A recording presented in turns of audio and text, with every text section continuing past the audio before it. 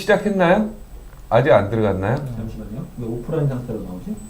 됐습니다. 콘텐츠 수신이구나. 네, 안녕하세요. 네. 네, 일요서울 TV 주간 박동진입니다. 뭐 요즘에 이게 좀 라이브죠? 요즘 라이브 좀 네, 나오고 근데 있어요. 우리 라이브 우리 시청자 여러분께 좀 양해 말씀을 드릴게요. 지금 화면이 지금 녹색으로 나가고 있고 저희가 오늘 처음으로 이렇게 네 명이서 하는데 조대원 또 우리 위원장은 어머니가 또 아니 장모님이 좀 아프시고 그래가지고 기가 죽었고 예, 좀 위로를 좀 해줘야 될 것 같고 그 다음에 알릴라우 사태 때문에 지금 사실 이 정치 시사 프로그램이 이게 생방송으로 나가는 게 굉장히 사실 부담스럽니다. 네. 지금 우리가 조국 사태 이후에 처음 만나는 거죠. 퇴임하고 조국 사태 할 줄은 난 정말 몰랐는데 네. 예. 뭐 조국 사태와 관련해서 또 알릴레오와 관련해서 한마디씩만 하고 오늘 라이브는 저희가 조금 더 준비를 좀 철저히 하든가 아니면은 이게 이 정치 시사 프로그램의 라이브가 이게 지금 바람직한지 왜냐면 이게 뭐 가로세로 연구소를 보고 뭘 하더라도 막 소송 막 이렇게 당하는 거 보면 굉장히 좀 불안한 부분들이 있어요. 여러 가지 조심해야 될 저같이 종편에서 라이브로 7년째 이야기해도 하나도 법적 소송 안 걸리는 사람이 있고 네. 형처럼 그런 걸 달고 다니는 사람도 있고 그건 사람마다 다른 거예요. 아니 저는요 저 때문에 걸린 거는 거의 없었고요. 게스트인가요? 저도 이제 출연자 네. 우리 이 봉규 형, 우리 윤창동 형, Ben 형님, 전원책 형님 다 돌아가면서 해가지고 예. 그래서 그때 한창 이제 종편계에서 말이 많이 돌았던 게 박종진이랑 방송하지 마라. 그렇죠. 자기는 교묘하게 물찬제비처럼 빠져나간다. 그런데 같이 출연했던 사람들은 전방송국 출연금지 뭐 이런 거 먹는다. 그래가지고 좀 그런 게 있었죠. 그러니까 김무성 대표가 유혹의 박종진 피해자였고 것처럼. 그때 그 세종시 이전 문제 뭐 이런 거 가지고 박근혜 대통령의 수정안에 찬성하는 얘기를 내가 이제 이끌어내가지고 김무성 대표 굉장히 곤란했었고요. 그때 저 사람이 제일 그 불쌍하잖아. 그 저 누구야? 그 부동산 하시는 분 용산에서 용산에서 부동산 고승덕 변호사. 그분이 그때 세도남만 시작하자마자 고승덕 변호사가 나왔는데 그분 뭐 점잖게 말씀하시다 갑자기 여기서 훅 들어가가지고 뭐더라? 그 돈봉투 사건. 혹시 전당대회 때 돈봉투 받았냐 그랬어요? 네. 정확히 질문이 뭔지 모르겠는데 하다 보니까 돈봉투 받았죠? 얼마 받았어요? 그러니까 뭐 저도 300만 받았죠 뭐 원. 이런 식으로 하다가 갑자기 대단한 폭로를 한 게 돼버려가지고 그 고승덕 변호사 굉장히 곤란을 그래서 겪었는데 박기태 국회의장이 물러나시고 김효재 정무수석이 또 그 재판도 이 자리를 빌어서 고승덕 변호사에게 한마디. 예, 아니 제가 변호사님 그래도 엄격결에 그게 이제 소 뒷걸음치다 쥐를 잡은 격인데 사실은 나는 그 사법고시, 행정고시, 외무고시 세 개 다 합격하신 분들 그렇게 좋아하지 않거든요. 왜냐면 나머지 두 분을 세 개 다 할 수는 없잖아요. 내가 행식 관료도 할 수 없고 관료, 외교관, 판검사를 한꺼번에 할 수는 없잖아요. 그죠? 하나만 선택해야 되잖아요.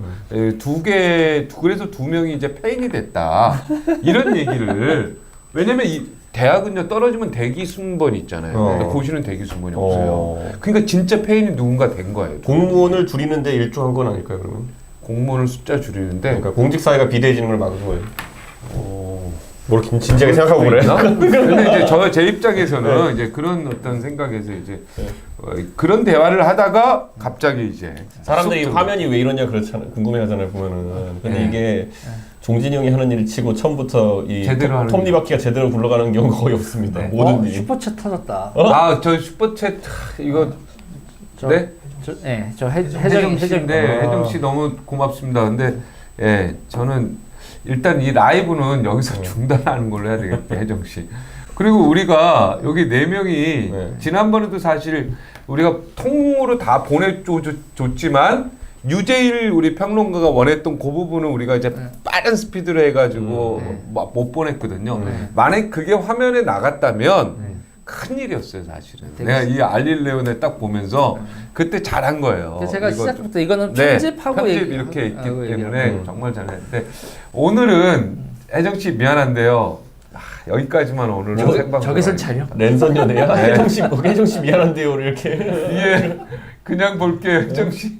근데 이게 녹화본은 따로 올리면 요거 21,000원 돌려드리도록 하겠습니다. 요거 혜정 씨 31,000원이야 31,000원. 혜정 씨 너무 미안해요. 그리고 슈퍼챗 괜찮습니다. 그리고 저희는 비공개로 공무회의가 아니라 비공개로 사자회담을 진행하도록 하겠습니다. 이런 분위기예요, 여러분. 그래도 한마디씩 할까요? 유재일 평론가 말을 굉장히 내가 끊는다고 댓글에서 욕 엄청 받았는데 절대 말 안 끊도록 할 테니까 한마디 하시죠. 저요?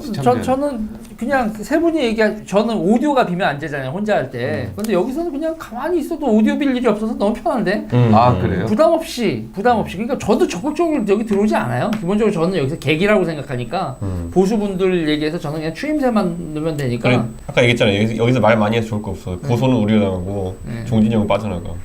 저는 여기 분량 4분의 1로 생각하지 않아요. 한 10분의 1이면 된다고. 고소는 우리가 당해. 네.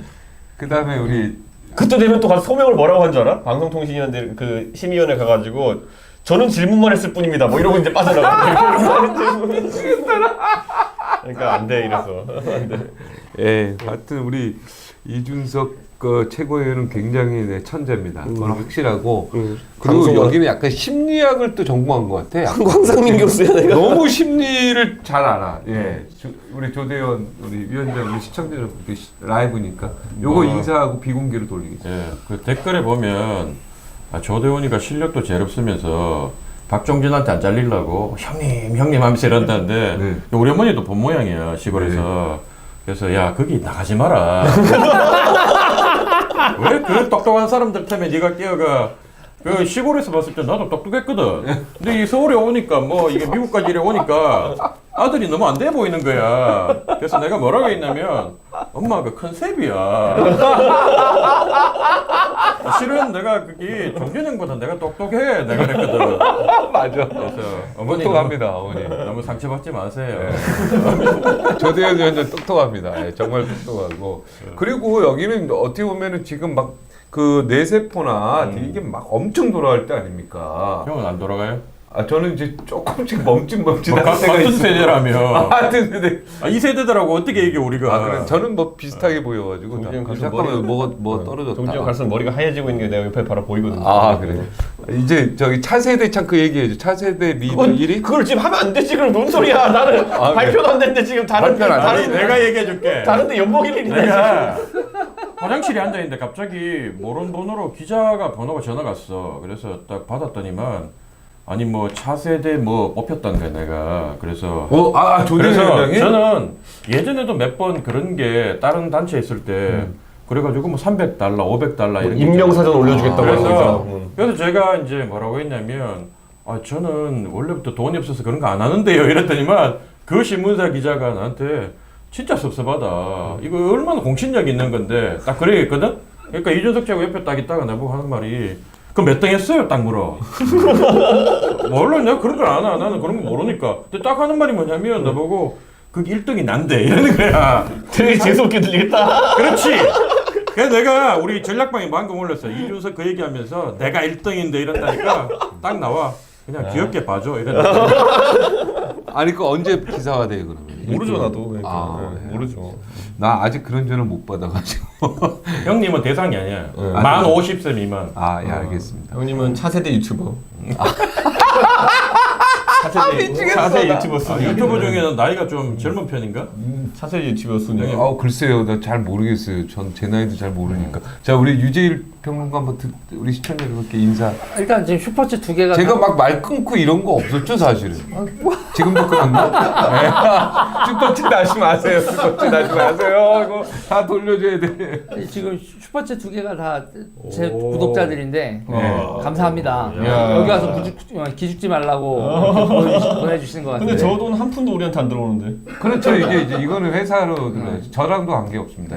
자, 어찌 됐든 오늘 저기 라이브는 여기까지만 하고 우리가 알릴레오와 그 이유에 대해서도 또 좀 얘기 편하게 얘기하겠습니다. 라이브가 굉장히 제가 사실 방송 그 제재를 그 캐도남마 할 때 많이 받아서 그 약간 그 트라우마 이런 게 좀 있어요. 시청자 여러분들이 조금 제가 말을 좀 실수하는 경우도 제가 없는데 내가 이상하게 질문하다 보면 여기가 다 이렇게 꼬여가지고 엮여버려. 그래서 옛날에 그래도 조심하셔야 돼요. 옛날에 그 채널A 방송할 땐 귀에 이거라도 꽂고 뒤에서 보다가 이제 사람들이 안 돼! 그런 말은 안 돼! 막 이래. 그만해! 막 이랬고 사실 형은 그것만 들었을 거 아니야. 그런데 그 나는 가끔가다 그 부조정실에 들어가 보면은 그 속된 말로 CX 종진이 형은 왜 저런 얘기하냐 막 이러면서 당장 넘겨 끊어 이러면 진짜요. 당장 넘겨 이런 것도 너무 많아. 자료화면 막 이러면서 어? 지금 지금 지금 몇 명 들어왔어요, 사실? 저 뭔데? 10만 원이요. 안 돼, 저도 안 돼, 안 돼, 안 유재일 돼. 지지자야? 근데 제목은 박종진 앵커 파이팅 여기 나왔어요. 야, 이런 사실은 거구나. 여기 들어오신 분은 다 우리 모두의 지지. 우리가 한 번도 경험해 몇명 들어왔나요? 482명. 우리가 한 번도 경험하지 못한 좌파의 동원력을 지금 우리가 자, 오늘 화면 상태가 고르지 못해서 라이브 방송은 여기서 마치도록 하겠습니다. 그리고 라이브 여부에 대해서는 조금 더 한 번 더 고민해 보겠습니다. 이번에 알릴레오 사건이 나면서 굉장히 더 우리 조심스럽습니다. 되게 불쌍해 보이잖아. 막 네, 방송 그리고- 장비가 막 헐빈해 보이고 네. 막 이렇잖아요. 그리고 이게 개인 TV가 아니고 이게 언론사 TV이기 때문에 더 그 언론사한테 피해를 줄 수도 있고 그래서 유시민도 노무현 재단 거예요, 그거. 채널이. 알겠습니다. 우리 막 하여튼 진짜 막 HDMI 조심하도록 케이블 하겠습니다. 없어서 이러는 것 같아 보이고 그러잖아 보니까. 자, 여기서 마치도록 하겠습니다. 자, 인사. 죄송합니다. 지금 가는 거야? 죄송합니다. 나 홍보까지 했는데 라이브 한다고. 죄송합니다. 고맙습니다. 죽겠네. 우리 뭐 거의 예고편까지 팔아먹는 수준이 이 정도면. 나 이거 빨리 예고편 지워야겠다. 그러면 이것도 방금 나와 이게 이번 주 방송에 앞에 했던 거? 나오죠. 라이브로 지금 벌써 올라가 나가 있어요. 있어요. 이제 올라갔고 녹화로 다시 녹화로 편집해가 다시 이것도 올린다. 네. 자, 이제 본격적으로 하겠습니다. 근데 이걸 여기다 놓으면 여기도 그냥 보고 할게. 이거 오프닝 일로 하시겠어요? 그냥. 그래 단체 사세요. 네. 다음 주에 고향전 가면은 뭐 고깃집에서라도 찍는 거예요? 그러자고. 그래 시중 토크를 한번 하시면 어떨까요? 좋아요. 그것도 해. 안 그래도 뭐 지금 술 취한 듯이 하고 있는데 여기 술 더 먹으면 개판데. 고양이에서 한번 하자. 개판데. 안 뭐야 돼. 호수공원에서. 우리 지금 정신 바짝 차려지 이런데. 안녕하십니까 일요 서울 TV 주간 박종진입니다. 박정진 출마 선언. 저는 이번에 예상이 그 무슨 말씀을 예상이 제가 이렇게 틀렸어요 예언이.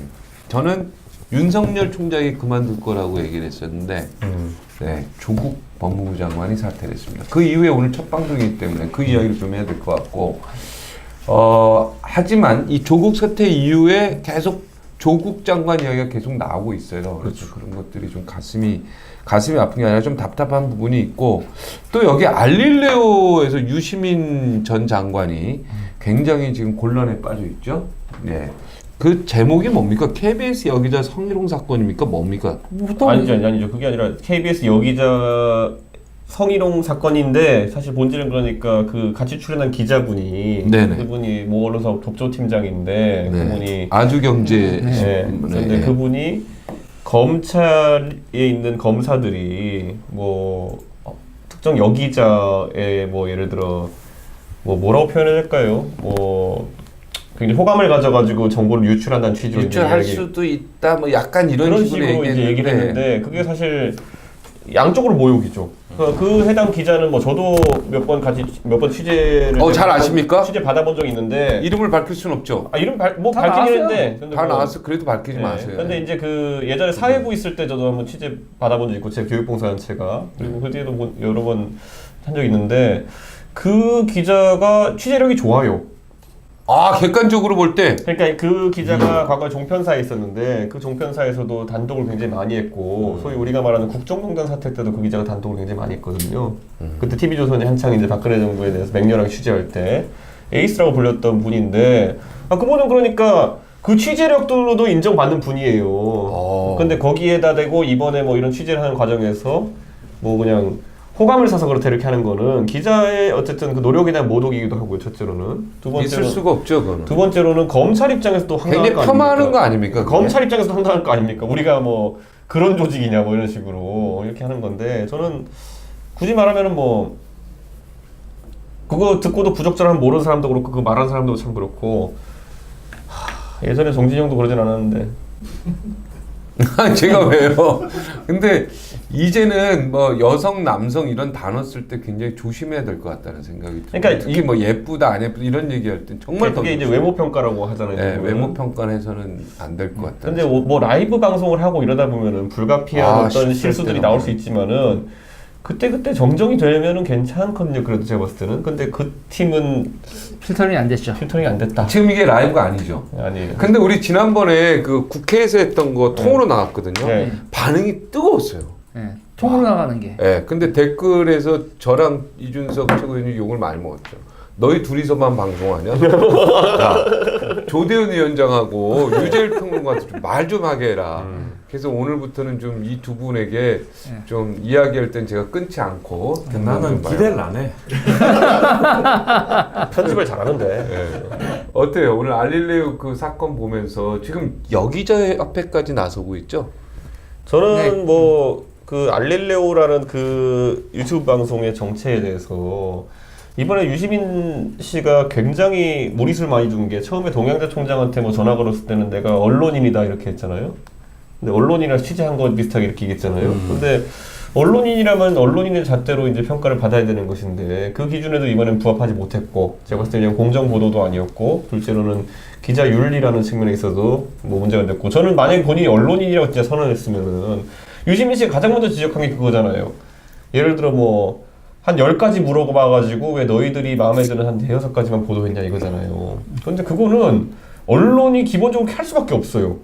예, 왜냐면 내가 종진이 형한테 예를 들어 종진이 형이 뭐 팬 기자라고 해서 저를 인터뷰를 1시간 동안 했어요. 근데 저는 이 정치인의 본능이 그거잖아요. 내가 하고 싶은 얘기, 나 착해 보이는 얘기 하고 싶잖아요. 근데 기자가 그렇다고 그걸 다 써줄 수는 없는 노릇 아니에요. 뭐 들어가지고 기사 가치가 있는 내용들 딱 추려가지고 그 기사화 하는 건데 나는 예를 들어 상계동에 지하철 까는 문제가 중요하다 해서 실컷 얘기할 수 있겠지만 종진이 형이 기자로서 봤을 때는 별로 그게 안 아니야. 지금은 판이 정계 개편이나 이런 얘기인데 그 얘기한 걸 내가 추려가 있어야지. 거기에 갑자기 지하철 얘기 우겨 넣으면은 기자로서의 본인도 우스워 보이고 읽는 독자도 이거 뭐냐 왜 이렇게 산만하냐 이럴 수 있잖아요.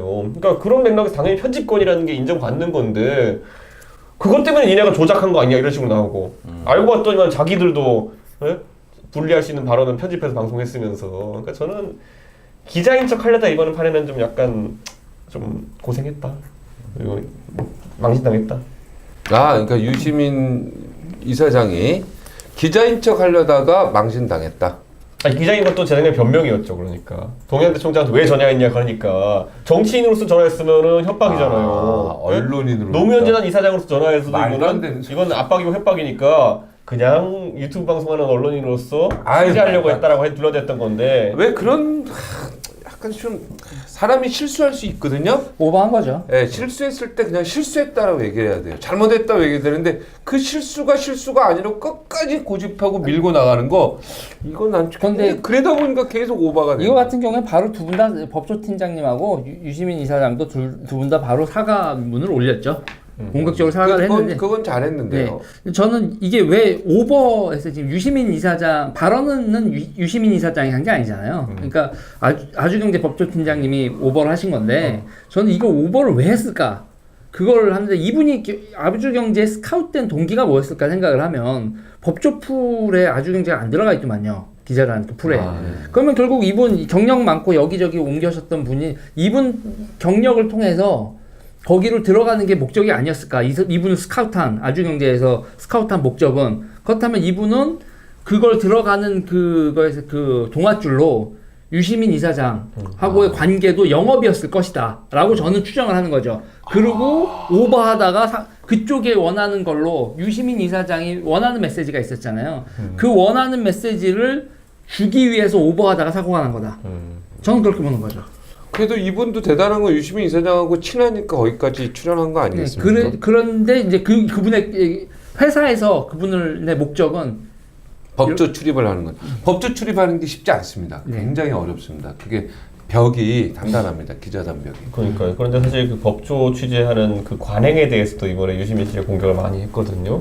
근데 모르겠어요. 저는 결국에는 기자들의 개별 취재나 이런 노력 같은 것들을 부인하고 뭐 누가 단독하고 특종하는 거 이런 걸 오히려 안 좋은 문화로 이제 본다고 하면은 그러면 말 그대로 이제 공보 기사를 내라는 건데 예를 들어 법원이나 아니면은 검찰에서 누가 나와가지고 공보 브리핑하는 내용을 받아가지고 법조 기사를 그냥 쓰라는 건데 저는 이게 올바른 언론과는 맞는지를 잘 모르겠어요 보면은. 그러니까 이게 물론 뭐 사실 유포라고 이제 공표라고 이제 할 수도 있겠지만은 아니 사회 전방위적으로 그러면 예전에 노무현 대통령이 가졌던 언론관 보세요. 국정홍보처에서 그 전부 다 모아가지고 브리핑 할 테니까 그거 받아 써라 이거 아닙니까? 그거는. 그렇죠. 기자실 다 없애고 그랬습니다. 대모질 하겠다 이런 거 아니에요? 대모질 했습니다.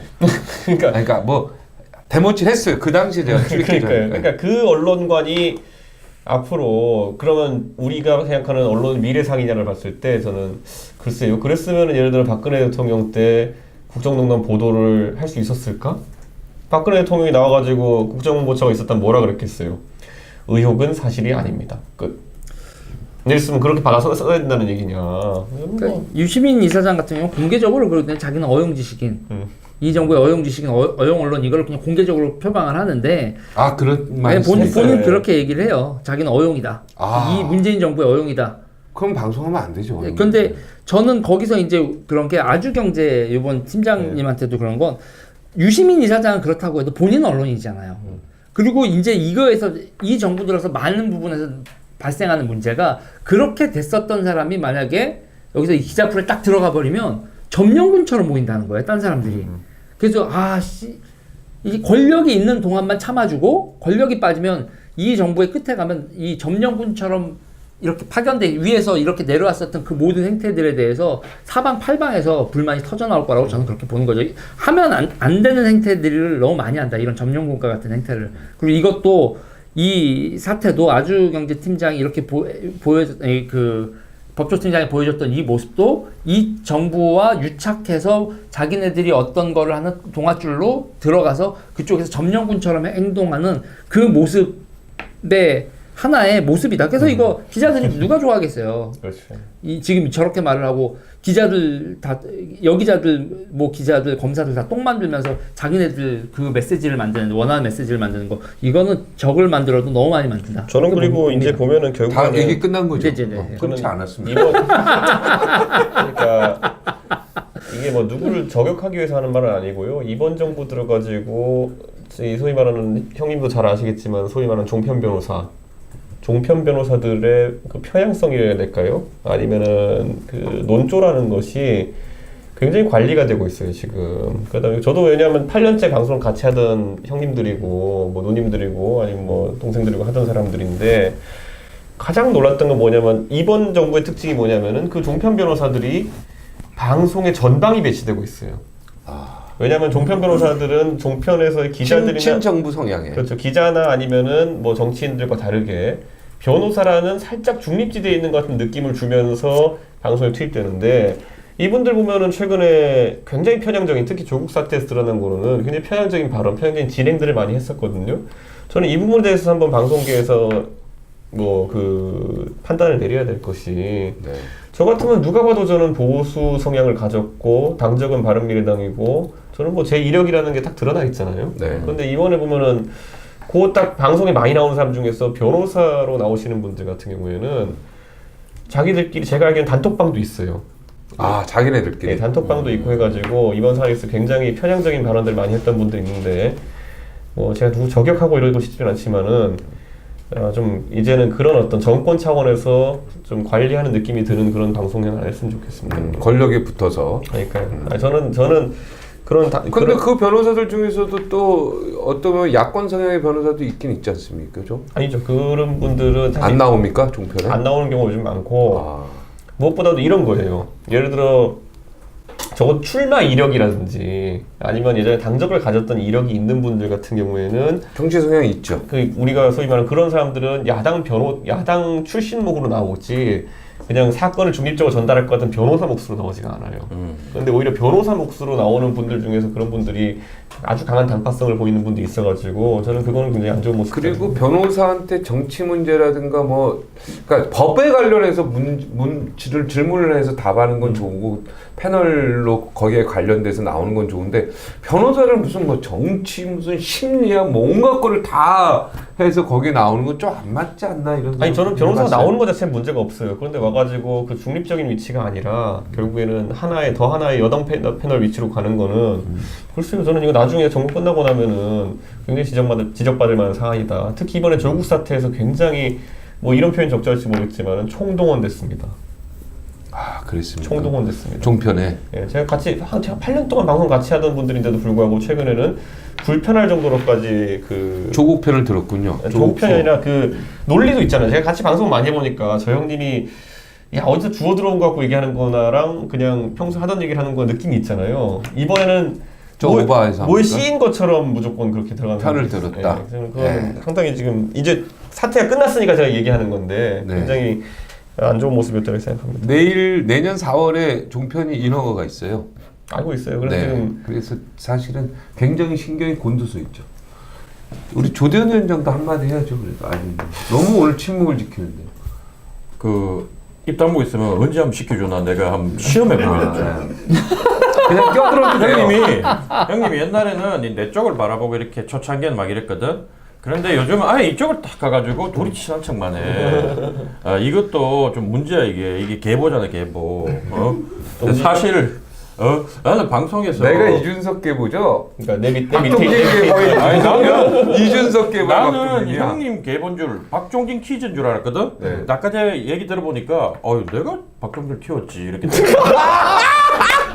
이 카메라 켜지면서 이간질이라는 거는 아니 그랬잖아. 네, 하여튼 뭐 나는 내가 키웠다고 생각하는 여러 그 출연진들이 많았는데 근데 그분들은 나를 키웠다니까 감사합니다. 나는 정말 감사해요.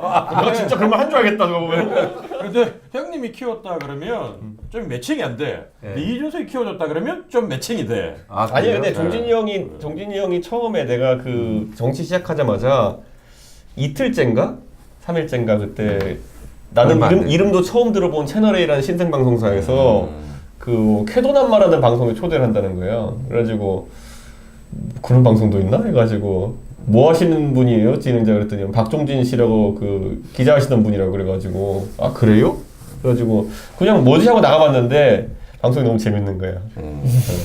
그때부터 나의 방송 커리어가 시작됐지. 그러면 쾌도는 엄마가 재밌어. 그러니까 지금 이게 재밌어. 준석이도 사실은 캐도란마로 어떻게 보면 데뷔했다고 보면 되고 강용석 변호사도 캐도란마로 데뷔했습니다. 그래서 캐돈남마가 그때 100회인가 특집을 할 때 뭐냐면 청계천에 깔아놓고 맞아요. 이제 그 지금까지 수고했던 출연자들이 이렇게 모았는데 거기에 형님이 모아놓은 게 누구냐면은 이준석, 김진명, 짐진명, 황상민, 윤창중. 근데 생각납니다. 더 웃긴 건 뭐냐면 그날 그때 라이브를 했어요. 특집 방송한다 그래가지고 앞에 청계천 그 광장에 그 팬들이 모였어요. 근데 저도 놀랐고 종진이 형도 놀랐어요. 갔더니만은 다 윤창중 씨 지분이 90%야. 네, 그 윤창중의 칼럼 세상 이거 흔들고 계셨어 전부 다 보니까 그래가지고. 아니 내가 그럼 책임의식을 좀 느끼네. 이게 일요서울 TV하고 주간박종진에 왜냐면 쾌도난마로 데뷔해가지고 이 정도 컸잖아. 그럼 주간박종진 출신 중에 내가 더 커야 될 거 아니야. 여러분 동의하신 박수 한번. 아유, 박수. 제가 이제 정치인 다 됐어요. 이건 정치인의 행사적인 멘트인데. 말 좀 해 알릴레오 이 사건에 대해서. 아니 내가 솔직히 말하면 여기 내년에 그 국회 입성 당선 가능성이 내가 제일 높잖아 지금. 냉정하게 이제 따지면. 그만하고. 자 그러다 보니 내가 볼 때 힘들어. 그러다 보니 이제 공천 가능성이 방금 얘기를 딱 그 들어보니까 말 잘못하면 이거 다 된 밥에 코 빠뜨리겠다. 그래서 이제 그런 민감한 내용은 좀 조심하고 그냥 여기서는 그냥 얼빠진 모드로 어머니한테 좀 죄송하지만 그 모드로 가는 게 맞겠다. 아니야 종진이 형이 방송에서 8년 동안 얼빠진 모드인데 선거하니까 아무도 만드는. 아니야. 내가 모 방송 가가지고 이 얘기 되나? 정청래하고 방송하는데 정청래이 딱 이렇게 나오고 주고받다가 그 뭘 해도 자유한국당 때문에 안 된다는 거야. 그러니까 예를 들면 전수조사를 하자. 이번에 그 조국같이 전수조사를 해서 그 발표를 하자고 얘기를 하는데도 그게 안 된다. 왜? 자유한국당에서 반대하기 때문에 안 된다는 식으로 말씀을 하셔가지고 내가 보다 보니까 사실은 우리 젊은 위원장들이 얼마 전에 모여가지고 성명을 하나 발표하자. 그러니까 우리 조국 사건을 토대로 우리 당도 전수조사를 해가지고 다 발표하고 거기에 연루된 조국하고 비슷한 건으로 연루된 사람들은 다 자르자. 이렇게 하자. 그래서 나도 찬성했거든요. 근데 결국은 그 몇 명이 용기가 없으니까 젊다고 다 개혁적이지 않습니다. 내가 봤을 때. 젊은 위원장들하고도 올려봤지만 근데 결국 용기의 문제인가 이거는. 전수조사를 저는 100% 찬성하는데 이게 보니까 예를 들어 그 전수조사를 통해 가지고 취득할 수 있는 정보가 어디까지냐 때문에 문제가 많이 돼요. 예를 들어 뭐냐면은 가장 이제 문제가 많이 될 만한 사람들이 자녀가 유학 갔던 사람들 이런 사람들일 수 있는데 근데 그게 왜 문제가 되죠, 유학 관계? 왜냐하면 거기는 100% 입학 사정관이니까 유학은 그러니까 좀 그 자료를 냈을 때 거기 이제 학부생부 종합전형 같은 것들이 많으니까 100% 그렇게 가니까 그건 더 웃긴 건 뭐냐면 국내 대학처럼 전산화가 잘 안 돼 있어요 보면은 그러니까 입학할 때 있었던 자료나 이런 것들 전산화 안 했기 때문에 거의 정보를 취득해서 누가 조사를 할 수 있는 방법이 없어요. 그건 없죠, 뭐. 유학 갔을 때 어떤 자격으로 왔는지 그러니까 그것까지는 찾기가 쉽지 않죠. 그리고 이번에 고려대 입시에서 드러났지만 보관 기한이 5년인가 막 이래가지고 니제를 네가 알렸다라고 자기가 제출하지 않는 한 제출을 받을 방법이 거의 전무한 거예요. 그러다 보면 이제 또 이제 반헌법적이라고 사람들이 볼 수도 있는 게 딱 그러니까 5년 내에 자녀가 대학 간 사람만 조사 대상으로 삼는 이런 조사가 가능하냐. 이게 그러니까 차별 아니냐 이렇게 또 이게 그러니까 시청자분들이 보기에도 저도 다 전수조사하는 거 상관없다고 전수조사 해라라고 정치적으로 그냥 말을 하는데 입법을 하거나 아니면 거기 내부적으로 뭐 하려고 하면은 뭐 애매해요 약간 보면은. 네. 사실은요, 제가 이번에 조국 장관이 사퇴하는 뉴스를 딱 사실 뭐 그게 12시 발표였는데 1시 정도에 딱 그 전문을 쫙 누가 보내오더라고요. 그래서 딱 봤는데 그때 내가 야, 자유한국당 큰일 났다. 야, 조국 이제 사퇴한 다음에 이제 조국 장관이 어떻게 보면 줄다리기를 한 거거든요. 서초동과 강화문 줄다리기를 하다가 이쪽에 탁 놓은 거예요. 그럼 엉덩방아는 누가 찍는 줄 알아요? 잡아당긴 쪽에서 찍게 돼 있다고요. 그래서 이제는 자유한국당이 진짜 이제 지지율 거의 비슷하게 왔는데 아니요, 오늘 리얼미터 발표됐는데 차이가 다시 5% 이상으로 그러니까요. 그날 조국 장관이 사표를 낸 날 리얼미터가 거의 비슷하게 나왔거든요. 거의 비슷하게 났지. 그리고 그 다음 날부터 법무부 국정감사 시작이고 난 그 두 가지가 영향을 미쳤다고 보는데 지금 일주일 만에 다시 벌어졌거든요. 그러니까 이미 엉덩방을 쪘다고 보는 거예요, 나는 이제. 그리고 더 벌어질 거예요. 이러면 지금 이제 주제에 대해서는 자유한국당이 앞으로 어떻게 해야 되냐. 예. 자유한국당한테 우리가 좀 조언을 좀 해줍시다, 오늘. 아니 저는 그런데 이제 오히려 저는 그럼 어떻게 조언해주고 싶어요? 조국 장관의 그 사퇴 이후에 국면이 정리되었다고 보는 사람들이 있는데 아니에요. 저는 아닌 게 왜냐면요. 자 이렇게 말씀드릴게요. 지금 장관 조국 수호 집회였잖아요. 사실상 조국을 수호하는 집회는 이제 못해요. 그렇다면은 다시 동력이 모여가지고 여론전을 펼치기 굉장히 어려워요. 여건이. 네. 그럼에도 불구하고 조국 수사에 대한 조국 일가 수사에 대한 시계는 계속 돌아가고 있어요. 그러니까 이제는 완전히 검찰의 단독 타이밍이다. 제 생각엔 지금까지 검찰 입장에서는 이 정치적인 국면이 빨리 거치기 오히려 기대하고 있었을 거예요. 조국 수호의 검찰개혁 구호가 엮여 들어가고 뭐 수사에 대한 지적이 들어오고 이런 걸 버튼하게 되면은 당장 민주당만 해도 웬만한 의원들이 상식이 있는 사람이라면은 예를 들어 우리가 기억하는 뭐 김종민 의원이나 아니면 뭐 그때 보면은 굉장히 격렬하게 이제 방어에 나섰던 분들이 있는데 그런 분들 같은 형태는 나오지 않을 것이다. 그러면 이제는 생각보다 조국이라는 사람은 외로운 이제 전투를 펼쳐야 되고 잘 생각해 보세요. 그 전까지는 김경수가 우리의 미래고 차기 대권 주자고 자유한국당이 무서워가지고 김경수를 때리는 것이고 특검이 억하심정으로 김경수를 때리는 것이다라고 하면서 전방위 동원 체제를 가동하다가 탁 1심 판결을 하니까 탁 놓아버리잖아요. 여권이. 김경수 진짜 지금 혼자 외로운 변호인과 자기만의 싸움을 하고 있는 거거든요. 조국 장관도 그렇게 될 것이다. 그래가지고 생각보다 앞으로 수사에 있어가지고 성과들이 튀어나올 것이고 내리막길을 가중쳐야 되고 저 지금 조사 아까 조대원 위원장이 검표했던 리얼미터 뭐 4, 5% 이렇게 튀어올랐다. 저는 이번 국면에서 이미 그 용수철도 우리가 이렇게 쭉 땡기면은 어느 순간에는 탄성 한계를 벗어나면 다시 안 돌아가요. 이제 그 지점 넘어섰다. 다시 이제 대통령 지지율이 많이 회복되는 시기는 오지 않을 것이다. 이렇게 봐요. 유재일 평론가가 대부터 웃으면서 하고 싶은 얘기가 있는 것 같은데 원체 말이 많으니까 말을 못하고 자, 이제 해봐요. 앞으로 자유한국당 어떻게 해야 돼? 그래야지 더 이 어떤 지지율이나 이런 걸 유지할 수 마지막에 있어요. 나한테도 기회 주죠. 자유한국당. 알았어. 그러니까 결국은 중도잖아요. 지금 여기서 중도를 너무 많이 잃었어요. 민주당이. 그리고 그 중도를 많이 잃는 거에서 뭐냐면 저도 민주당 지지하다가 이번에 탈당하고 이렇게 하는 거에서 뭐냐면 내로남불이 너무 심했거든요. 그러니까 지금 종편을 대하는 거에서도 전 정부에서 종편 너무 한쪽이고 뭐 치우쳐 있고 언론 환경이 뭐고 이렇게 얘기를 했는데 요번에 보여지는 모습들이 좀 뭐 본인이 대놓고 어용을 했지만 정도가 좀 심했다고요. 내로남불이라는 수준이. 그리고 이제 그 내로남불이 너무 잘 정리된 게 이제 조적조.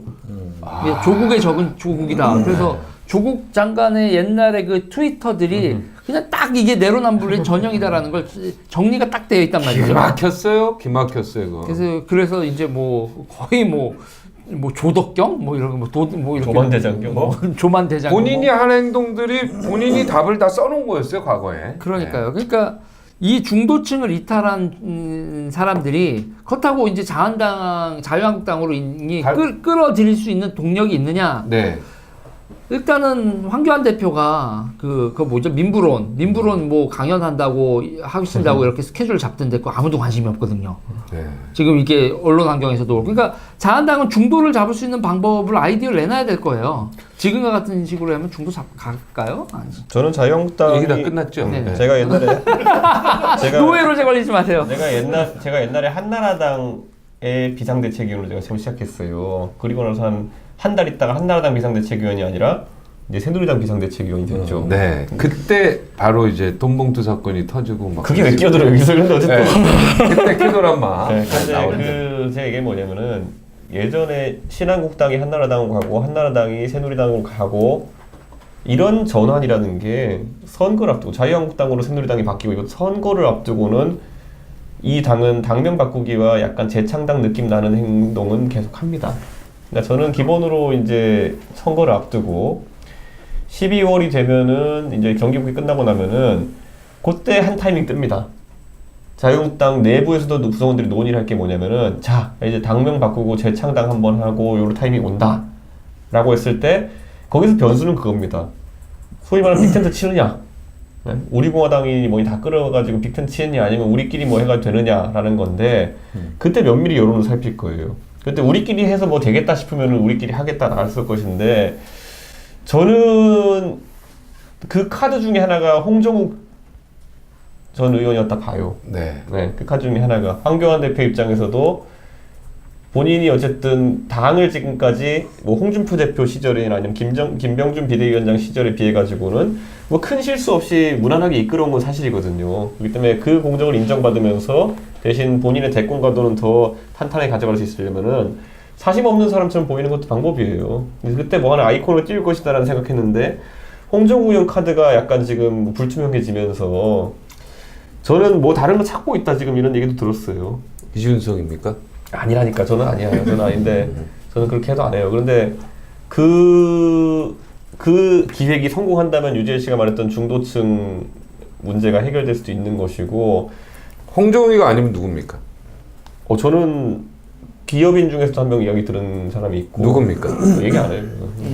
아니 왜 얘기를 안 해요? 그리고 라이브 아니에요. 법조인 중에서 얘기 하나 들은 거 있기 때문에 네. 근데 저는 충분히 가능하다. 뭐 법조인은 제가 솔직히 그냥 말씀드릴게요. 이미 자유한국당에서 자기들 희망사항으로 윤석열 카드 얘기하는 사람들이 있어요. 네, 근데 그거는 제가 봤을 때 현실성이 전혀 없고 오히려 흘러나오는 기업인 카드 윤석열 총장이 안 할 거예요. 안 하죠. 절대 안 하죠. 흘러나오는 기업인은 누굽니까? 얘기 안 한다니까요. 대기업입니까? 얘기 안 해요. 소기업입니까? 대기업을 했던 분인데 네. 이거 그냥 아이디어 차원에서 나오는 얘기인데 저는 그분이 될 거라는 생각 안 해요. 근데 이제 그런 고민을 하기 시작했다는 거는 어떻게든 찾아낼 겁니다. 어떻게든 찾아낼 겁니다. 그 전략을 수립하면. 이국종 닥터도 원장도 좀 얘기가 됐었죠 옛날에. 이재명 지사가 꽉 붙들잖아요. 그렇기 때문에. 아 이재명 지사가. 이재명 지사가- 이국종 원장이라고 해야죠. 닥터 센터장. 예, 센터장이 네. 어떻게 보면 이재명 지사랑 좀 가까운 것 같은 느낌이 좀 받긴 했는데 박종진을 대변인으로 영입하겠다 이런 것도 나올 수 있어요. 나왔습니까? 전혀 들은 거 없습니다. 그러면서 왜 얘기합니까? 그냥 기분 좋으라고. 나 미치겠어. 나 중성이 근데 너무 좋아하네. 그 형이 계속 쿡쿡 찔러가지고 이 말이 나오도록 하는 거 아닙니까 이게? 박경진 대변인. 그래서 내가 당에 가서 물어봤지. 뭐 그런 말도 안 되는 소리를 하냐고. 에이, 아니 누가 봐도 대변인은 배현진이 낫지. 아니야. 내 같으면 박종진 한다. 아니 배현진 카드가 있는데 왜 박종진 카드 쓰겠어? 아니야. 배현진도 이미 3등 하는 한번 건데. 써먹었잖아. 너 형을 올려놨다가 또 박살내요 그러니. 자유한국당 얘기하지. 들어왔다, 자유한국당. 들어왔다. 저는 지지율이 오늘 이렇게 좀 빠진 걸 보고 솔직히 말하면 나 좀 안심을 했어요. 잘 됐다. 우리 오면서 사실 몇 명하고 우리 통화를 하면서 오늘 방송 나간다고 사실 여기 나 공부를 잘 못하기 때문에 이게 시험지가 딱 문제지어주 좀 제일 충실히 텍스트에 충실해가 와요. 근데 여기 너무 수준이 높다 보니까 이 텍스트를 넘는 막 질문이 나오니까 내가 이제 그런 대본대로 안 해요 우리는. 그러니까요. 대본이 없어. 이게 이제 사실 그러니까 사교육이 필요하고 이래야 되는 거 아니에요. 오늘 교과서만 열심히 하면 종원학교 가고 고려대 가고 이래야 되는데 이게 안 되니까 좀 더 학원 가고 하는 거 아니야. 오늘 도대체 그래서 방송 이게 좋은 게 기관에 아니야 이게. 설리 가짜뉴스 온라인 댓글 실명제는 왜 들어있는 거예요? 이게? 오늘 우리 자 자유한국당 어떻게 해야 됩니까? 그래서 여기까지 못 자유한국당 가, 우리 오늘. 지금 지지율이 앞선다고 나는 너무 앞선 당 또 민주당 쪽 사람들하고 얘기해 보니까 그때 1% 안짝으로 붙었다. 어떻게 생각하느냐. 그랬다면 아니 뭐 자유한국당이 평상시에 늘 주장해 오던 대로 얘기를 하면 그런 여론조사는 가짜니까 믿으면 안 된다. 이렇게 얘기하면서 그거를 심각하게 받아들이지 않고 도리어 역으로 치더라고요. 그래서 내가 속으로는 어떻게 생각했냐면 잘한다. 네 잘한다. 더불어민주당이 그런 식으로 자기 합리화하고 여론조사에 대해서 자기 유리한 면만 바라보면 저 당도 희망이 없다. 저는 그렇게 생각하기 때문에 우리 당이 그랬거든. 우리 당. 뭐 언론이 기울어졌다. 여론조사 순 가짜다. 이 할아버지들이 나와가지고 그렇게 말씀하시는 부분들 그거는 그분들이 말씀하시는 거고 우리는 프로잖아요. 정치하는 그 위원장 국회의원들은 그런 소리 하면 안 되지. 자, 언제부터 기울어진 거 몰랐나 언론이 기울어진 거 그걸 극복하고 나갈 방향을 얘기해야 되는데 전부 다 정치인들이 좀 앉아가지고 지역 동네에서 들은 얘기 가지고 얘기하는 거고 저는 정말 답답했다. 과거에는 이게- 언론이 이쪽으로 기울어졌어요. 아니, 지금은 이렇게 기울어졌지만. 제가 이미 그런데 여권은 지금 이제 수도권 지역 의원들은 망했다 이렇게 보고 있는 게 뭐냐면요. 제가 그 수도권 누가 망했다? 야당 한국당? 의원들은 아니, 망했다. 여당 의원들. 여당, 이게 제가 더불어민주당. 이걸 얘기드리는 게 뭐냐면은 아 수도권 여당이 망했다고요? 그러니까 제가 2016년에 2016년에 제가 총선 나갔었잖아요. 근데 그때 저도 기억나는 게 국민의당 창당 시점에 여론조사를 했어요. 리얼미터가. 네. 그때 한 2월 초 중반쯤이었겠죠. 그때 여론조사표를 보면요. 네. 새누리당이 43.5, 네. 민주당이 26.7, 국민의당이 12.1이었어요. 네. 그러니까 그 당시 여당 43.5, 그 야권 합계 38이었거든요. 네. 근데 이 상황에서 총선을 져요.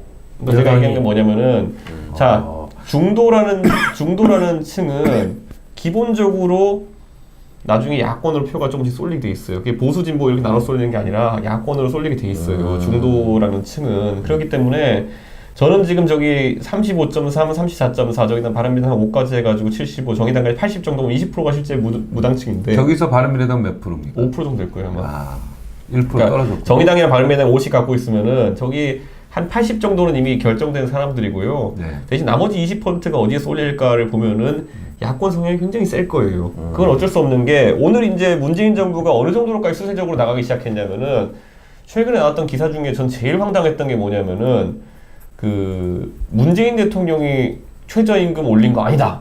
그 기사 봤어요? 몰라.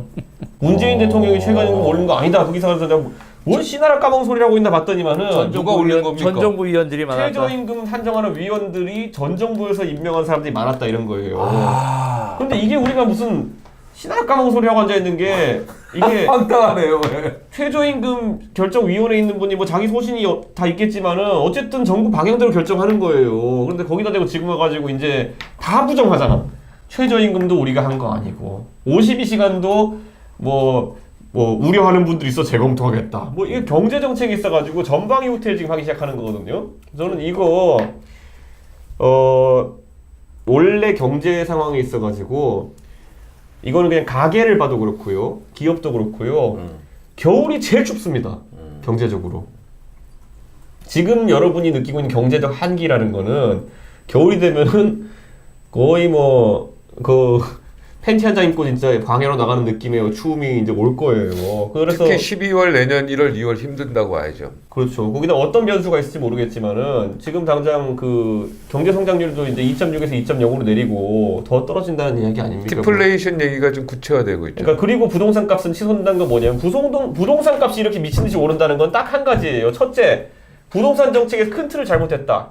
이명박 박근혜 정부의 그래도 기본적인 스탠스는 뭐냐면은 공급을 늘리자는 늘리자. 정책이었어요. 근데 문재인 정부가 정부 들어서 가장 먼저 한 게 뭐냐면은 수요를 억제하자. 자, 재건축을 규제하겠다 그랬어요. 재건축을 강하게 규제하겠다 그러는데 그 말은 뒤집어 말하면은 서울 내에 공급을 하지 않겠다는 얘기예요.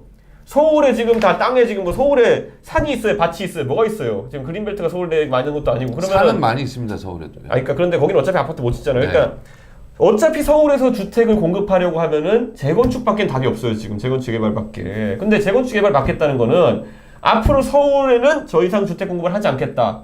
서울의 주택값은 계속 오를 수밖에 없고 수요가 늘어나니까. 아니, 내 경기도 주민으로서 우리 3기 신도시 때문에 난리인데 왜 서울 사람들이 집이 모자라는데 경기도에 지어?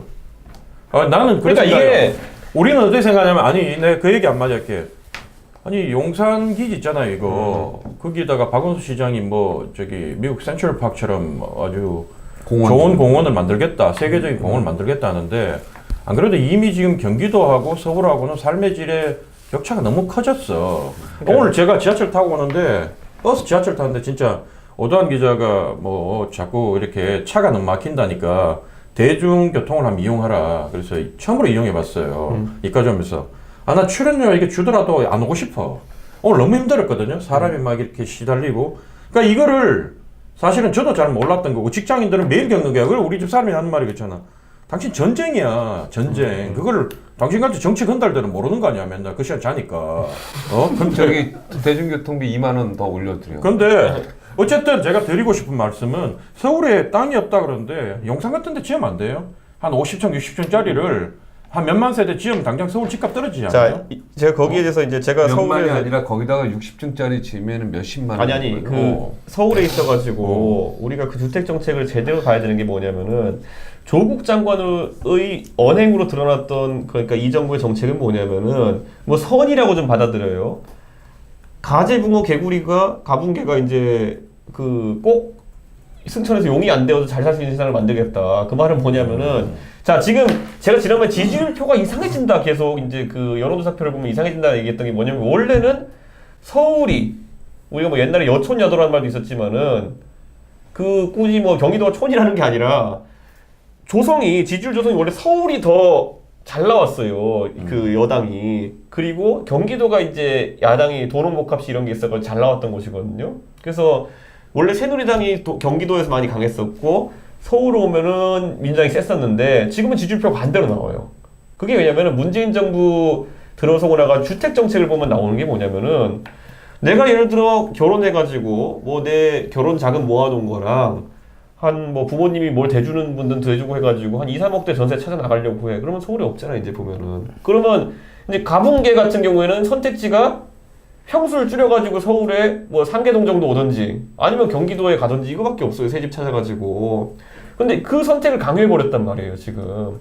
저는 그 상황에서 앞으로 계속 이 계급화가 이제 될 거예요 보면은 이제 경기도는 여권 지지자가 더 늘었고 굉장히 늘어나고 있어요. 지금 경기도가 그 지지율표에서 그러니까 보면은 지금 이제 자꾸 부동산 쪽으로 방향을 바뀌었는데 자유한국당이 무엇을 지금 어떻게 보면 줄다리기에서 이제 손을 저쪽에서 놔버려가지고 여기서 어떻게 보면은 더 긴장해야 되는 아니 상황인데 그래서 이 마지막에 하자면 뭐냐면 아까 제가 수도권에서 출마하는 사람들 미치고 환장한다고 했던 게 뭐냐면은 그 여당에 있는 수도권 의원들도 그걸 잘 알아요. 수도권이 경기도야 서울이야 이제 나눠졌잖아요. 그러니까 서울에 있는 서울이라고 얘기하세요. 서울의 인구 조성이 확 바뀌어나가고 있다는 걸 잘 알아요 보면은. 우리 예를 들어 젊은 사람들 결혼하면은 그래도 지하 주차장 있고 새 아파트 살고 싶고 한 사람들 많거든요. 요즘 해가지고 뭐 단칸방 이렇게 하는 분들도 있겠지만 경제 사정에 맞춰가지고 그래도 예를 들어 상계동의 헌 아파트냐 아니면 밖에 나가서 남양주의 새 아파트냐 이런 식으로 판단을 하거든요. 제 주변 사람들 보면은. 오씨 남양주 새 아파트. 서울의 헌 아파트. 유재일식의 썰른 개그네. 야 많이 들었어. 굳이 얘기하자면 저도 상계동에 살면서 지금은 그 헌 아파트 30년대 아파트 월세 살고 있지만은 저도 그래서 새 아파트를 하나 이제 살았는데 지금 짓고 있는데 그게 상계동에 재건축하는 유일한 단지 하나예요. 그러니까 제가 좀 굉장히 무리하게 대출 받아서 샀어요. 근데 그게 왜 그러냐면은 그게 진짜 심리예요 보면은. 내가 요즘은 부동산을 투자의 심리보다는 진짜 거주의 심리로 산다 그러면 오히려 더 새 아파트 사고 싶을 거예요. 그러니까 자유한국당은 어떻게 해야 되냐고요. 그래. 그러니까 저는 이 인구 조언을 조성이나 해주세요. 이런 것들 잘 살피고 보면은 네. 이미 다음 총선에서는 야권이 상당히 유리한 그 기술적 고지가 지금 완성됐다. 저는 그렇게 봐요. 그러니까 저는 그냥 가만히 있어도 돼요? 여기서 그러니까 그 아까 말했듯이 매번 새누리당이라는 조직이 선거를 앞두고 했던 그 요식행위성의 재창당이나 아니면은 네. 이미지 바꾸기 정 시도들을 해도 저는 무방할 것이다 이렇게 봐요. 무방할 네. 저는 5% 지지 정도는 똑같다고 보는 게 전라도에서 90대 뭐 이렇게 뭐 10 이렇게 경상도도 예. 그렇잖아요. 경상도. 경상도도 60, 전라도가 좀 심하죠. 그리고 그래도 경상도에서 30-40% 득표하니까 사표 생각하고 그러면 당선으로 생각하면 그리고 부울경이 정말 아슬아슬하게 승부가 갈리잖아요. 지금 부울경에 전라도 사람들이 가고 많이 갔었어요. 많이 갔죠. 네. 공단도 있고. 지금 상태에서 보면 지금 뭐 부울경은 거의 지금 끝났어. 초상집이니까 끝났어. 예, 끝났으니까 끝났다는 건 누구 승으로 끝났죠? 지금 야당이 이기는 거지. 자유한국당이 제가 지금 부산 가보니까요. 네, 지난주에 죄송합니다. 지난주에 내가 저기 장모님 편찮으셔가지고 부산 내려가서 사람들 좀 많이 만났는데 나름대로 부산 경남 사람들 그 남쪽 사람들은 조국과 문재인 대통령이 자기 지역 출신이라는 거에 대한 프라이드가 되게 강했어요. 네. 그래서 그걸 지켜야 된다. 자한당한테 그동안 뭐 자유한국당 이쪽 정당에 우리가 계속 밀어줬지만 얻은 게 뭐 있냐. 그러니까 말씀하신 대로 TK하고 PK하고 다른 거는 PK 쪽은 호남 쪽에서 넘어와서 결혼을 많이 했어요. 일자리도 찾아오고. 그러니까 남편은 부산인데 부인은 호남 이것도 많아. 경상도는 그것도 없어. 다 끼리끼리 결혼해가지고 우리 TK는. 그래서 조금 이렇게 좋게 말하면 열린 사고를 갖고 있었는데 그럼 두 부부가 지역에 따라 한 명은 부산, 한 명은 이제 호남이면 의견이 정당 놓고 투표할 때 요즘은 집안 투표할 때 대화해서 표를 몰아줘요, 요즘 사람들이. 그 대화를 하면 예전에는 호남 출신 엄마 목소리 더 컸거든. 요즘은 남편이 그러는 거야. 당신 봐라. 문재인, 조국, 부끄럽지 않아? 이렇게 얘기하면 그쪽 이 현 여당을 지지했던 가족이 힘을 못 쓴다는 거예요, 요즘. 그러니까 부울경은 지금 이미 야권 자유한국당으로 TK 갔다. 정도까지는 아니지만 거의 근접해 가고 있어요. 그래서 그 여당에서 부산 의원들이 지금 이 사태에 대해서 지도부 책임론이라든지 비판 얘기가 나오죠. 그리고 저는 자유한국당이 내년 선거, 뭐 항상 선거 때마다 마찬가지지만 자유한국당이 가지고 있는 공천 기득권을 포기해서 중도를 끌어올 수 있는 그런 거에서 보면 공천 기득권을 포기하는 빨리 기자회견을 해라. 그래서 이제는 중도한테 근데 이제 문제는 보수의 중도 보수의 세력화돼 있는 사회 집단이나 이런 게 눈에 보이는 게 없어요. 그러니까 결국 바른미래당밖에 안 보이는 거거든요.